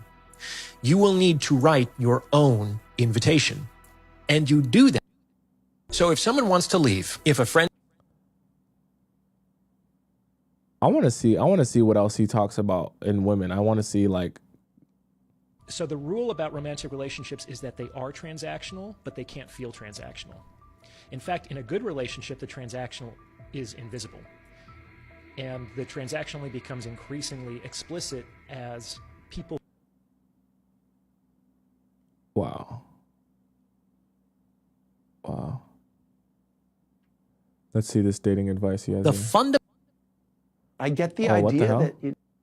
The fundamental principle in the game of mating and dating is that everyone is attempting to get and keep their perceived best option. If this is true, then the perception perceived of value best option is at the heart of all human relationships. And this means that relationships always have two components: perception, which is psychological, and value, which is economic. The most popular... That's actually facts. I don't know why he went off of the deep end to that other thing that he said here. It didn't make any sense.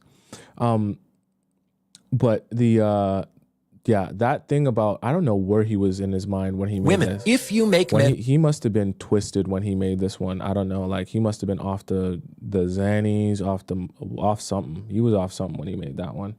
I didn't get that one at all. Let's see here. Do we have any more? I think we did all the ones that we were supposed to do today. I don't think I had any extras here. Yeah. Okay, so we'll do some more tomorrow. All right, guys. Let's head over into our final segment of the day. You know, today's Friday, so we went a little bit over. It's fine. Who cares? We have fun in here.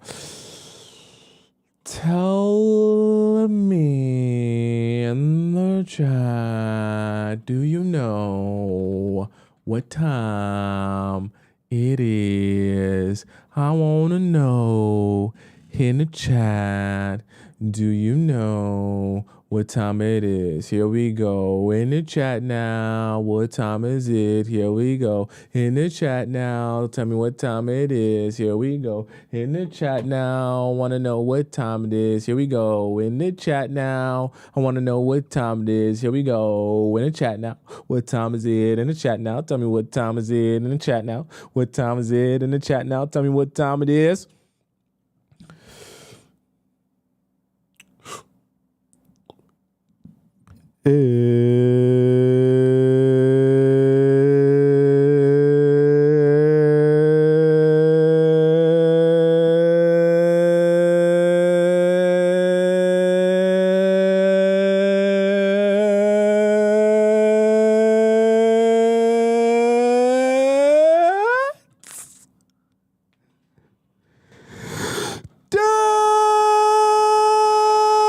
Score time.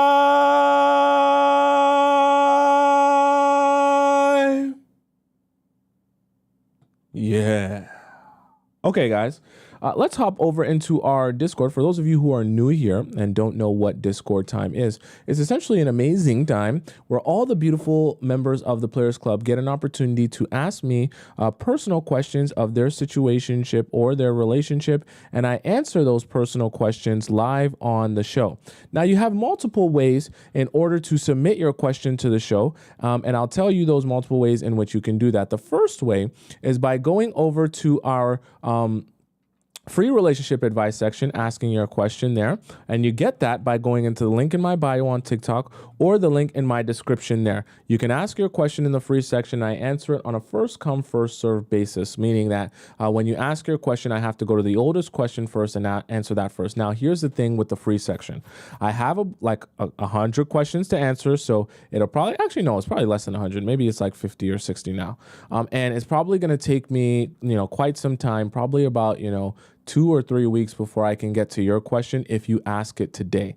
So just giving you that advice there if you ask it in the free section, because I have to go by the oldest one first. Now, if you're too impatient to ask it in the free section and you want to go and you want to get it answered right away, you can also go into the relationship advice premium section and ask your question there, and I'll answer it because it's like a VIP pass at a theme park where you get to skip the line. So you get an opportunity to skip the line and ask your question in the relationship advice premium section, and I answer it live on the show before I go into the free section. Okay. And you do that by the same way, by going into the link in my bio or the link in the description on YouTube. And then when you click that link, you're going to see where it says premium relationship advice. You donate to the show, and all you got to do to donate to the show is just type in your user, you donate to the show. And then when you're doing that, you type in your username and you type in the title of your question. That way I'm able to get a notification on my phone, see that it's you, confirm that it's you, and make it fair to everyone. Now, you also have another option, which a lot of people have been utilizing. I've noticed that a lot of you guys are utilizing this option here, is to go into, in the same link in my bio and in my description as well, you have an option to also ask me a private relationship question if you don't want your business to be all out there and on the Discord as well. And I'll answer your situation in a private sense, and I'll send it to you back, my response to you through email, and I'll send you a voice message, okay? A lot of people have been using this one, so I'm glad that I added it, because I can tell a lot of you were waiting for your time to ask a question, but you just didn't want it to be public. So whatever you guys want to do, whatever your heart desires, that's what you can do. So I have plenty of options for you all there. All right, let's start off with Anna today in our premium section. And Anna asked, I have 2 questions. I'm the girl who's dating a man with the expensive car that gets me food to class and takes me out on nice dates. My first question isn't about my friends. Isn't about him, it's about my friends. I already struggled to find girlfriends in the first place, but now the ones I already have are being off with me. In college, I have to interact with women daily, and I realize I feel very drained at the end of the day because their attitudes are always off with me, and to be honest, I'd rather not interact with them at all. I've had 3 girls who I was in a group with give me 1 star for the group rating, even though I'm the smartest between them, and helped them the most in the group projects and gave them all the info they missed when they were absent. I had no idea they'd rate me that. I rated them all 5 stars. During the mid-semester practice rating, we all rated each other 5 stars, which is why it was so unexpected. The teacher caught on to what they were doing, and they gave me an A anyways. In another class, I am in a group with a girl who started giving me the stank eye. We were doing a group project, and she said something completely wrong, so in the nicest way possible, I told her, "Are you sure?" "I'm pretty sure it's like, etc." And she literally laughed at me as if I'm dumb or something. So when she looked it up and I was right, she just ignored me and went on the phone and let me do a whole project on the phone on my own. I don't mind. I got practice for the exam by doing the project myself, but I do feel bad when women treat me like that, and it makes me want to never talk to them again. The ones I think that are my friends because they are nice talk about how much they hate me behind my back. Damn. Because I'm entitled and pretty and rich and I don't chase after guys, but they all want me. Aha. We have identified the issue.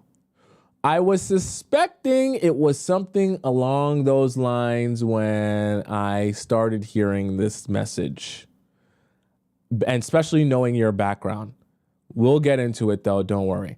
I never even act entitled with them. They do. And I don't know how they know the guy thing, because I never tell anyone about the guys that are interested in me. And this was even before I was dating the guy I'm dating now.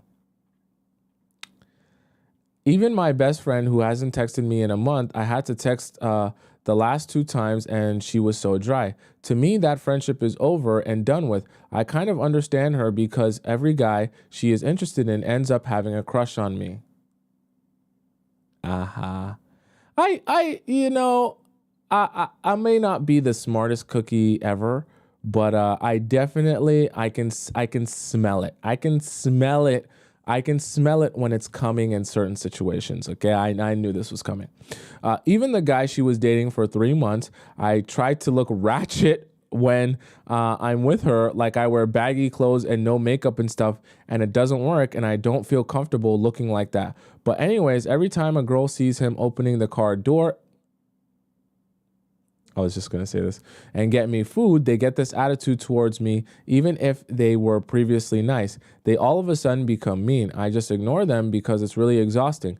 I like having girlfriends, but it seems impossible at this point. Maybe I'm too nice to them. Should I just ignore them? Every day I come back home drained as hell, and I have no one to talk to because my best friend, who I used to spill all the tea to, will talk poop about, isn't my friend anymore. Should I try to lie and maybe say stuff that will make them less jealous? Like maybe if I'm going on a boat this weekend and they ask, I just say I'm working, or something boring that maybe I can lie and make it seem like the man I'm dating doesn't like me that much. I don't feel comfortable lying like that. Maybe I will just answer the questions very broadly. I don't know. I'm also scared of them making up fake rumors about me since they hate me so much. At this point, I feel like I'm going to be extremely dry and ignore every girl if they talk to me nicely, because they are literally every girl I've met is either mean to my face or behind it. My second question is, when he brings food, is it okay to invite him to eat with me for 30 minutes to an hour? So I guess this is the second question. So I'll separate this from the first one.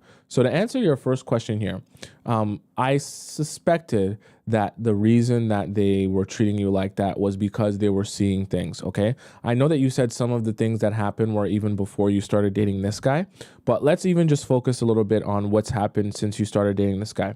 For those of you who are unaware, in Anna's situation, she's dating what we could consider a high-value man. He's got a nice car, he's got money, but even more than that, he does the most for her. He'll bring her food to her class during class, okay? Not only that, he'll pick her up from class in his really nice car right in the front of the building. So imagine you have like a lecture of like 200 people or 100 people in the lecture, and all of these girls that see her in the classroom walk out and they see this guy literally waiting, right? This good-looking man, right? Or this man in general, we don't know if he's good-looking. And this attractive man waiting in a nice car, ready to like have almost like chauffeur her in like she's the best thing since sliced bread. This is not, meant to be an attack on Anna, but this is what happens. The girls see that, and it's not of no fault of your own, but the girls see that and they wish that they had that, right? So it makes them envious that I can't even think about it. I just want you to put yourself in their shoes for a second. Think about it. If they're saying to themselves, they're walking out of class with you, and they're saying to themselves, I literally have to beg a man just to text me back. And this girl is having this man outside of her building for class with the door open, ready to, chauffeur her inside and take her off to a land far, far away. I can't even get a guy to text me back, let alone take me out on a date. So you just have to understand the type of envy that creates in women sometimes. Okay, I just have to be honest with you. And unfortunately, because it's kind of like, the guys choose the girls and they initiate and all that stuff, girls start to put their own value for themselves on how the men treat them. So if they don't feel like they're being treated well by men, but they see you getting very good treatment by men, they start thinking, well, what's wrong with me and what's so special about her? I deserve that treatment. I deserve guys to open car doors for me and to be in front of my building, but I never get that. I can't even dream of getting that. So it starts to rub some women the wrong way. And like I said, Anna, it's not of any fault of your own or anything that you're doing.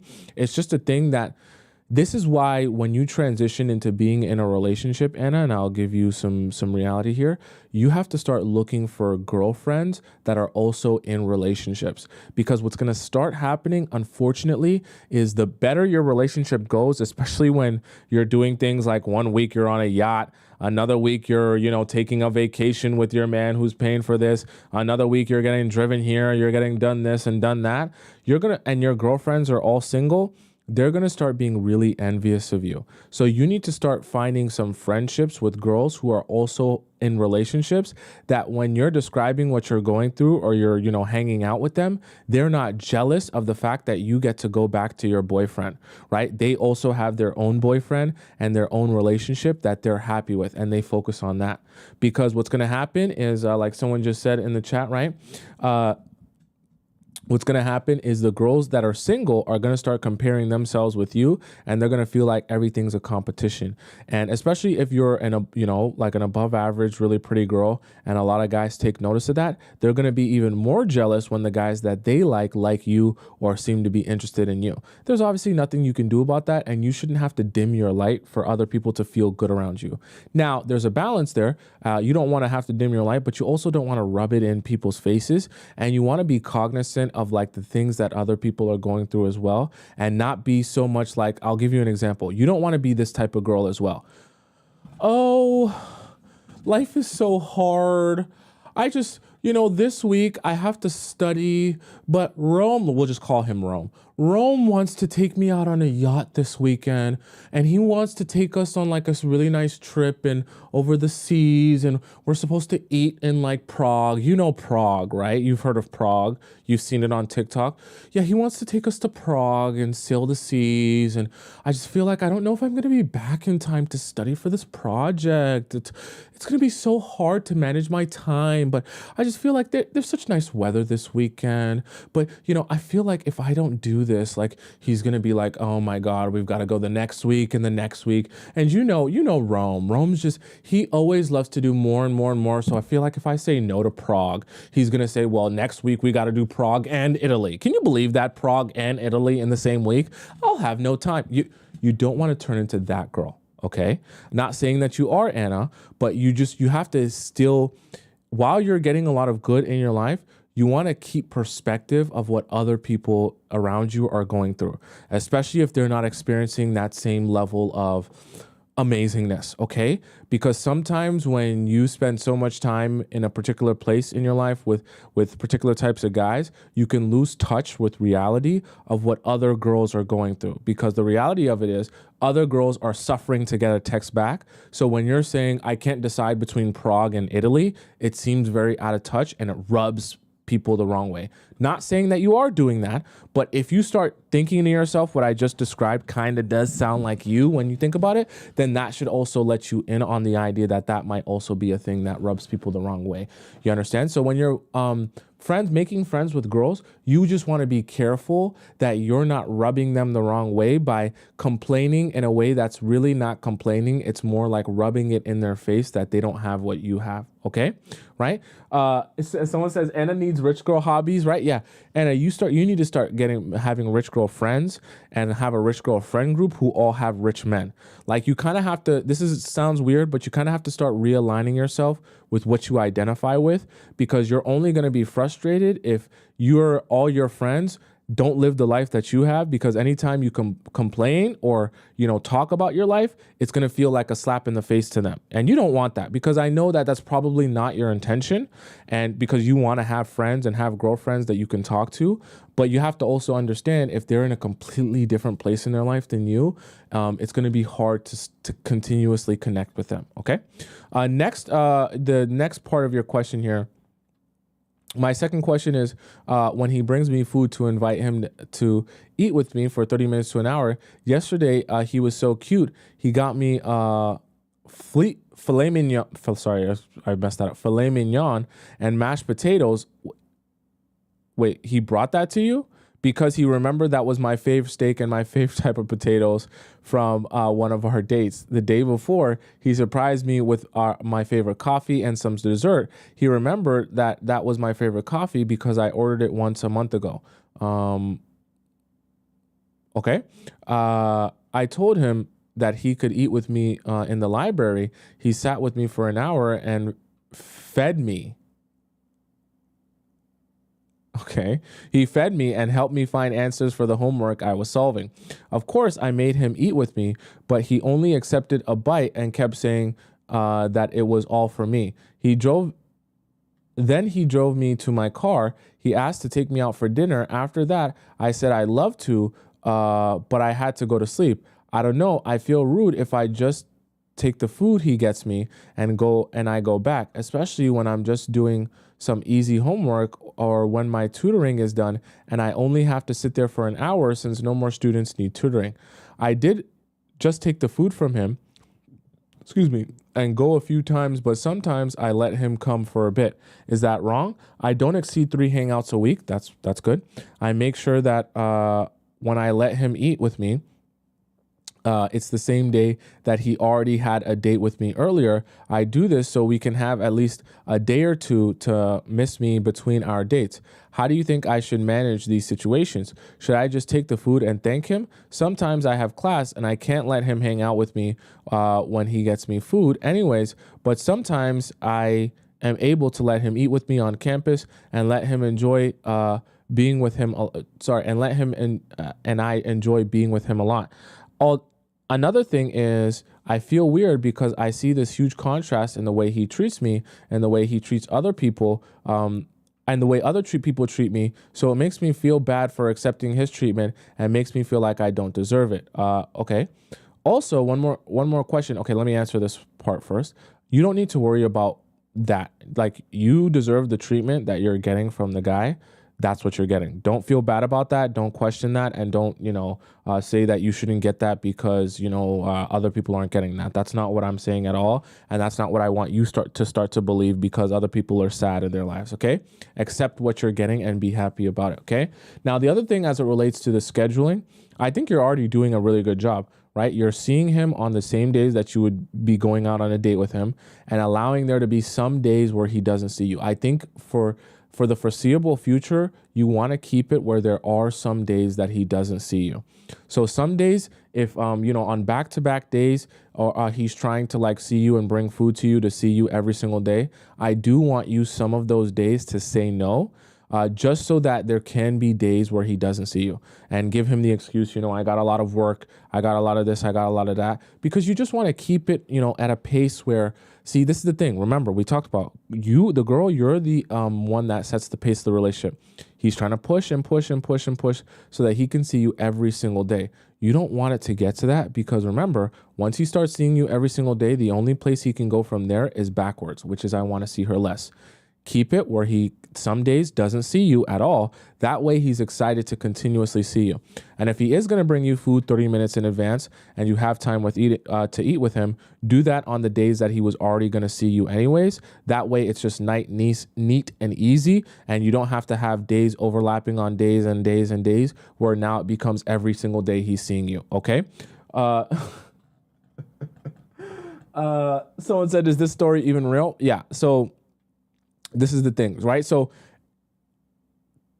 I think for the most part, what you're doing in terms of the scheduling is perfectly fine. Anna, you said also one more question, because you say we should never compliment them, but I often compliment his planning skills and memory because he plans really well and remembers everything I like. For example, on Wednesday, he planned a picnic and painting because he remembered I said I like painting a long time ago, and he painted my eyes and the ocean inside them, and it was pretty, so I complimented his painting skills as well. He is very clever. I don't know, he remembers everything about me. Should I be careful to not compliment him anymore? I've also complimented him on how clever he is, when he does something really smart. If there is a problem, we face it during the date. For example, he always finds a way to fix it, and I don't mean to compliment him, but it just comes out naturally. Like I've always complimented his perfume once because he was asking me if he smelled like fish because he had just eaten fish and there was mouthwash in the car and he had a lot of perfume and smelled really nice, but he probably thought he smelled like fish or something, so I told him the truth, which was that he smelled really nice.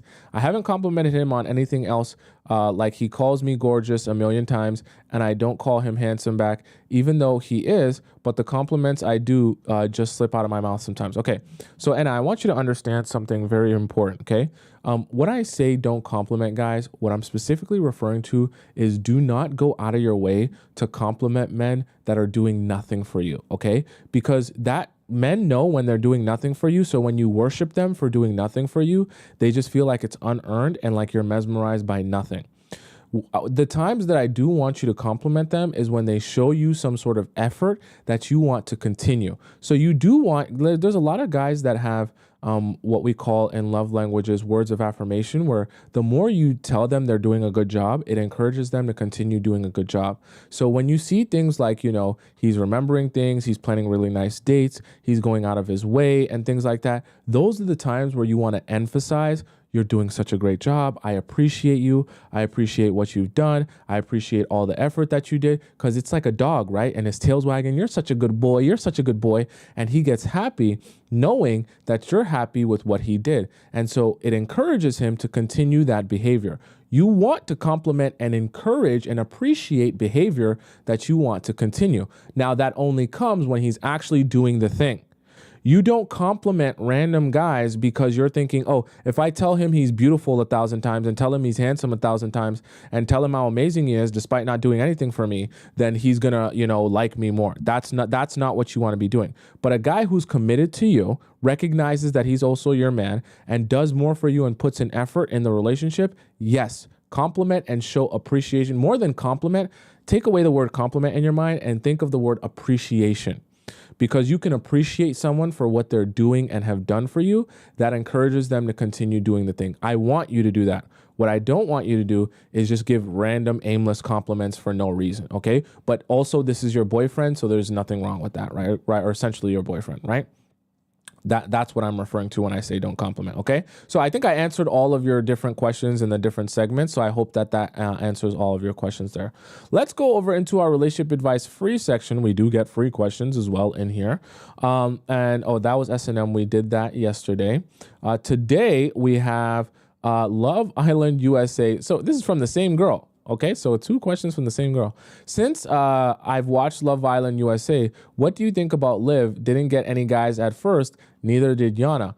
They're both pretty as hell, especially Yana. She is goddess level. Is it because they didn't do the first move? So what I'll actually do next week, for you, Anna, I'm going to throw in some Love Island clips for you guys and maybe some Love is Blind clips and some other dating show clips so we can analyze a little bit of behavior here and break down some of the things that are happening on a emotional and psychological level here. I'm going to do that. But I was thinking about doing that, but thank you, Anna, for reminding me that, because I'll make sure to implement that for next week's reacts as well. Okay.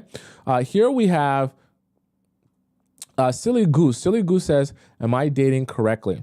Hi, Tomisin. Your advice has been tremendously helpful to me, and I'm glad I found you. You really have a unique talent. Thank you very much, Silly Goose. I'm 31, and I haven't always had great dating experiences because I have chosen the wrong men. In the past, I chose men who I initially had great chemistry with, but we would crash and burn. And many of them ended up being womanizers / F-boys. Anyways, I have tried to stop doing that and to see if I could date men that I like but don't like so much in the beginning. That's not exactly what I want you to do, but okay. More of a slow burn. I also started saying no to low effort dates.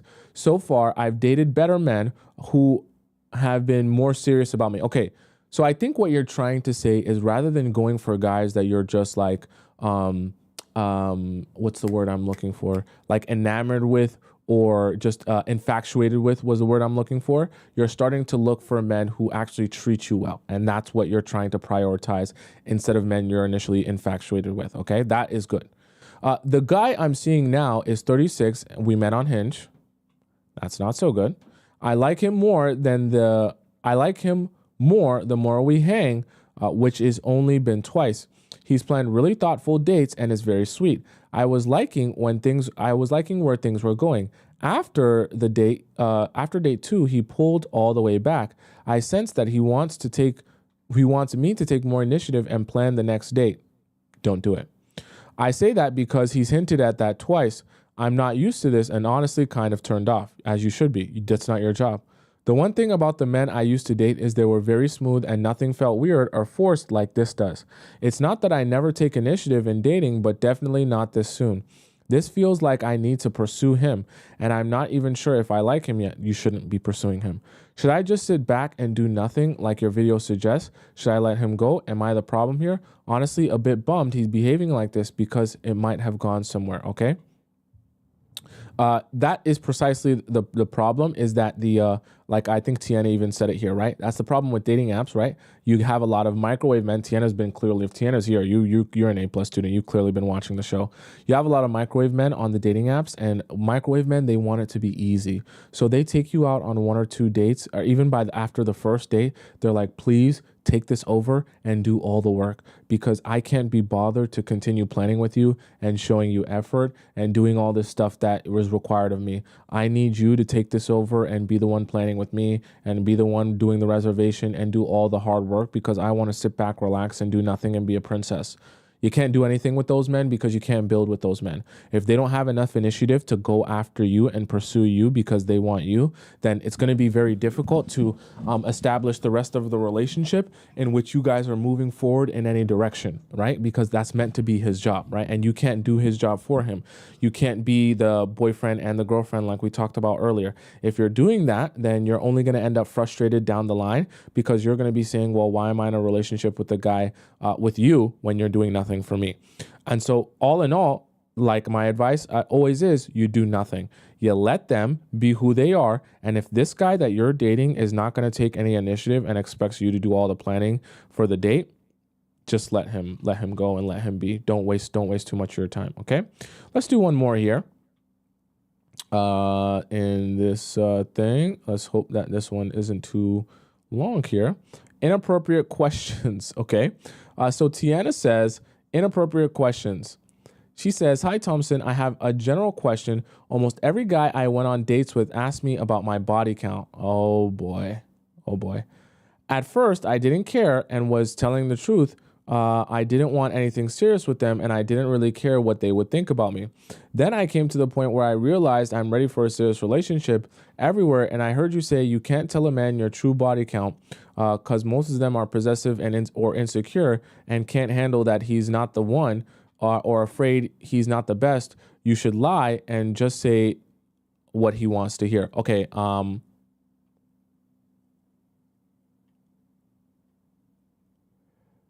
I personally, to be super real with you guys, I am never going to advise any of you to lie. I just feel like morally that's wrong. Okay. I just can't live with myself if I'm influencing you all and then encouraging you to lie to people that you're supposed to be building romantic relationships with. I think that there's a level of accountability that you have to have with your experiences, and that if you have done those things, then you have to be accountable to those things, even if you're not the most proud of them.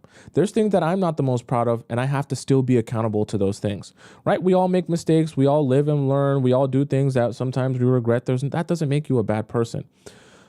I would love that if a guy is asking you about a body count at the very beginning, and you know that that's something that you're uncomfortable talking about, I feel like the best way to go about that is, as weird as this is going to sound, I feel like you should just be honest, okay? I know that that's not what some of you want to hear, but I think I can't advise any other way than just being honest. Now, you also have the option, if you don't just want to come out and say that right now, you also have the option to say, look, that's something I definitely want to discuss with you, but I feel like that's something that we should discuss down the line when we're deeper into our relationship. I feel like this time right now is better served in us understanding each other and seeing if we even have a vibe yet than just discussing that. If you're someone that's like, I don't want to be discussing that on a first date and things like that. Kim said, but it says he's a stranger. You can also say that I definitely want to discuss that and be open and honest about that, but I want our focus to be on things that are really important now, which is like understanding each other and getting to know each other. Now, if a guy after that is like, well, I can't understand you or get to know you until body count, then you get the sense, right, that you're with an immature guy. Okay. Because the reality of it is, this is the thing about body count, and this is what a lot of guys won't explain when it comes to body count. Body count in itself doesn't really matter that much, because the guys that you're dating aren't actually seeing any of those people. Like, hypothetically, you could have 100 bodies, and if those men aren't seeing those other men, it really doesn't matter. Like, that doesn't affect their life. Now, if you have a couple of bodies, but all the bodies are his best friends, that's in his vicinity, and that's very different. So I say that to say, when you're answering the question, if you want to be honest, I write it from the very beginning, you can. But if you also don't feel like it's, you're comfortable talking about that on the first date, more than understandable. What I want you to do instead is say that you want to talk about this and be open and honest about this, but this is something that you want to focus on down the line after you establish if you guys even have chemistry or, are even, enjoy spending time with each other. And any reasonable, mature man is okay having that conversation down the line, right? And tabling that for later. Because if you're on a first date, neither of you even know if you like spending time together. So what's the point about talking about body count when you're not even sure if you like spending time together? Any logical man with a brain who actually has some sense will be perfectly fine with that answer. Any man who's like, well, I can't date you, we can't do anything, we can't move on from here, we can't even eat our food unless I know your body count, they're just lost. They're in la la land. They've probably been listening to too much red pill stuff, and they don't know what's going on in the real world, okay? We don't need, that's actually, you know what's funny about that you said that, Tiana? It's a great way. So if you guys want direct advice from me, give that response that I just gave you guys. And it's a great way to sniff out if a guy's a mature man or if he's someone who's super immature and can't handle anything. Because the guys who can't handle anything or handle the reality that like you've been existing since before him, they'll get all discombobulated. You want to table that answer? What are you hiding? Oh my God, you probably got 100 bodies. You're a hoe. Oh my God, I can't be with a hoe. Yeah, no, I don't like girls like bro. Real men can acknowledge that you've lived a life before them, and it's not a crime, okay? I don't know how any other way to explain that or describe that to you, okay? Mature men understand that you do some things, you have experience, and your life has been existing since before them. Doesn't make you a bad person, okay? People that can't accept that, F them. You then go on to say, So don't lie though. I don't want you guys lying. You want to say it right away. You can. If you want to say what else I said in terms of like, yeah, let's table that conversation. Let's have it, but let's figure out if we actually enjoy our time together. Say that as well. That's a really good response. But don't lie. I don't advise you guys to lie. It's just lying will never put you in a good position. I just can't advise you on that. Okay. I didn't think much of it, but followed that advice and lied on my last situationship. It's over now. See, exactly my point. Lying doesn't get you in a better position. Being mature and saying, let's table the conversation for down the line can still be good. Okay. Lying never gets you in good places because you're basically essentially showing him that lying is justified if, you know, it's good at the time. Now, when he lies to you about something important, what are you going to say? You see how that works? When you start lying about things that you don't want him to know, and then he finds out about it down the line or something like that, what are you going to say when you find out that he's lied about something that you really wanted to know about? And then his excuse is, well, you lied to me, so why are you upset that I lied to you? And now you don't have a leg to stand on because you've been lying as well. It's better to just be honest or just be straight up and say, we'll table this conversation for later. If you can't table it, then that's perfectly fine. We'll end this date right now. But then we started to get to know each other, and I started to feel the need to be honest and told him the truth. He got weird and said that's a lot, and it's not okay. 14 is not okay. So now I'm confused. I think it's an appropriate question even to ask it's an inappropriate question even to ask on a date, but it's the world we live in. Here's the thing though, is that what also is shocking to people is when you lie about it, they start to live with this preconceived notion of like what it is. And when you lie about it and then you say, no, it's actually this and it's more, it starts to be like a shock to them, even if it's not that much more, because they just feel like they've been bamboozled. Even if it's nothing, okay? Like nothing, like not that much of a serious exaggeration. This is why I say it's almost like the in business and in sales, they teach you this really interesting trick in psychology and the business of sales, that when you're selling to someone, you give them the really high extreme price first, and that's really unrealistic. And then you downscale it by giving them the real price that you actually want to sell them to them afterwards. Why? Because in comparison to the really crazy price up here, it's going to seem like nothing, right? So when I tell you, hey, you know, a lot of people pay $10,000 for this package, but for you and the special offer I'm going to do for you, you're only going to pay $2,000. When I say $2,000 after I just said $10,000, it sounds like a bargain. But if I told you, hey, by the way, you know, I have to be honest with you, this costs a lot of money. It is a whole $2,000. You're going to be like, $2,000, right? And there's a psychology to that. So I say that to say, when you start off low and you lie about that and then you tell them something more, it's always going to seem bigger because it's like, oh, but I thought it was less and you lied about to me. And now I'm realizing that it's more than that. And they're just going to, right? They're just going to spiral. You don't want that. Okay. Just be honest or just table it for later. So now I'm confused. I think it's an inappropriate question, right? Like you said, one of the good answers I found, was to answer the question with what's your salary? Don't do that. All of this stuff, this is gimmicks. I don't do gimmicks on the show. Don't do the, oh, what's your body count? Stop that. It's just a waste of time. Be a mature adult. Tell him that you want to have the conversation. You just want to table it till after you guys establish your chemistry and if you guys want to continue dating each other. And that's definitely a conversation you have down the line as a deeper conversation. There's nothing wrong about that. That's a mature way to approach it. None of those gimmicks, that the gimmicks are going to only end you up in a horrible place. Don't do gimmicks, okay? It's a funny comeback, but it's a gimmick, okay? How much money will you spend on me to show it's not appropriate to ask, okay? I mean, yeah, funny, ha, ha, ha, but like it's a gimmick, okay? Don't do that. Just be a mature adult. I'll have this conversation with you down the line when I can trust you with the information. And, you know, we're adults and I want that to be something that we talk about seriously. But like we're on the first date. We don't even know if we like each other yet. Perfectly fine answer for mature adults. Or should I say, I don't want to discuss stuff like this on the first, second, third date, or I don't want to discuss this at all. It shouldn't bother you, but it will raise suspicions. At some point, a guy who thinks he needs to know that still won't let it go, and I will have to give him the number. My question is, should I give him the real number or say 5? Don't feel guilty about lying. Are men so insecure that I have to show this? Is 14 really a lot? Body count is something that's subjective, like I said, simply because 14 could be a lot if all 14 are all of his best friends. 14 could also not be a lot if all 14 are people that he's never met and will never meet in his life. So realistically, guys could pretend like body count's that important, but it's really super subjective based on how much is that really going to affect his real life. Now, some immature men might be like, oh my God, body count's everything. If it's over 14, I can't sleep. That's just my own perspective.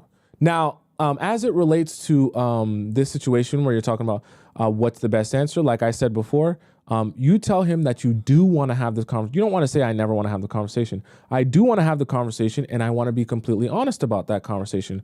But I think right now, for where we are, it's best served for us to figure out if we even like spending time together before we go deeper into conversation like that in our relationship. Because if we don't even know if we have a relationship, why are we talking about stuff like that? And just stand on that. And like I said, a mature adult man who knows about life and experiences will have no problem with that. The guys who are immature and the guys who are solely basing all of your value on your body count will never be able to absorb the idea that you might have lived a life before them, or that you might want to table this conversation for not being on the first date before you guys know each other's last name, okay? And you might just want to get to know them first. And then when you know that you like them and you want to build with them, then you're honest with them about the situation. There's nothing wrong with that. You're not saying you're going to lie. You're not saying you're never going to tell them. And you're not saying that you're not, you'll never have the conversation or you don't want to have the conversation. All of the things that he wants, he will get the answers to in due time as the relationship builds and the trust builds. Nothing wrong with that if he plans on being here for the long term, if he plans on building trust with you, and if he plans on building this relationship. A guy who's not planning on building with you will probably have a problem with that. A guy who's not planning on being here for the long term will probably have a problem with that. Or a guy who's immature will probably have a problem with that. But I don't advise you to lie, okay? I definitely don't advise you to lie. And I don't advise you to say you're never going to talk about it, because like that is your romantic partner. And like that is information about you that like I don't think that it's a crime to know. You understand what I'm saying? Like that's just you in your totality. It's not necessarily meant to be like, oh, I want to look down on you so that I know your body count so I can shame you. But like if that's your life partner, I don't think it's a crime if your life partner knows how many bodies how many people you slept with. And I don't think that that's a bad thing. But obviously, on a first date where you don't even know if this guy, you actually like him or going to do anything with him, that's not necessary to be talking about. And I understand that 100% wholeheartedly, okay?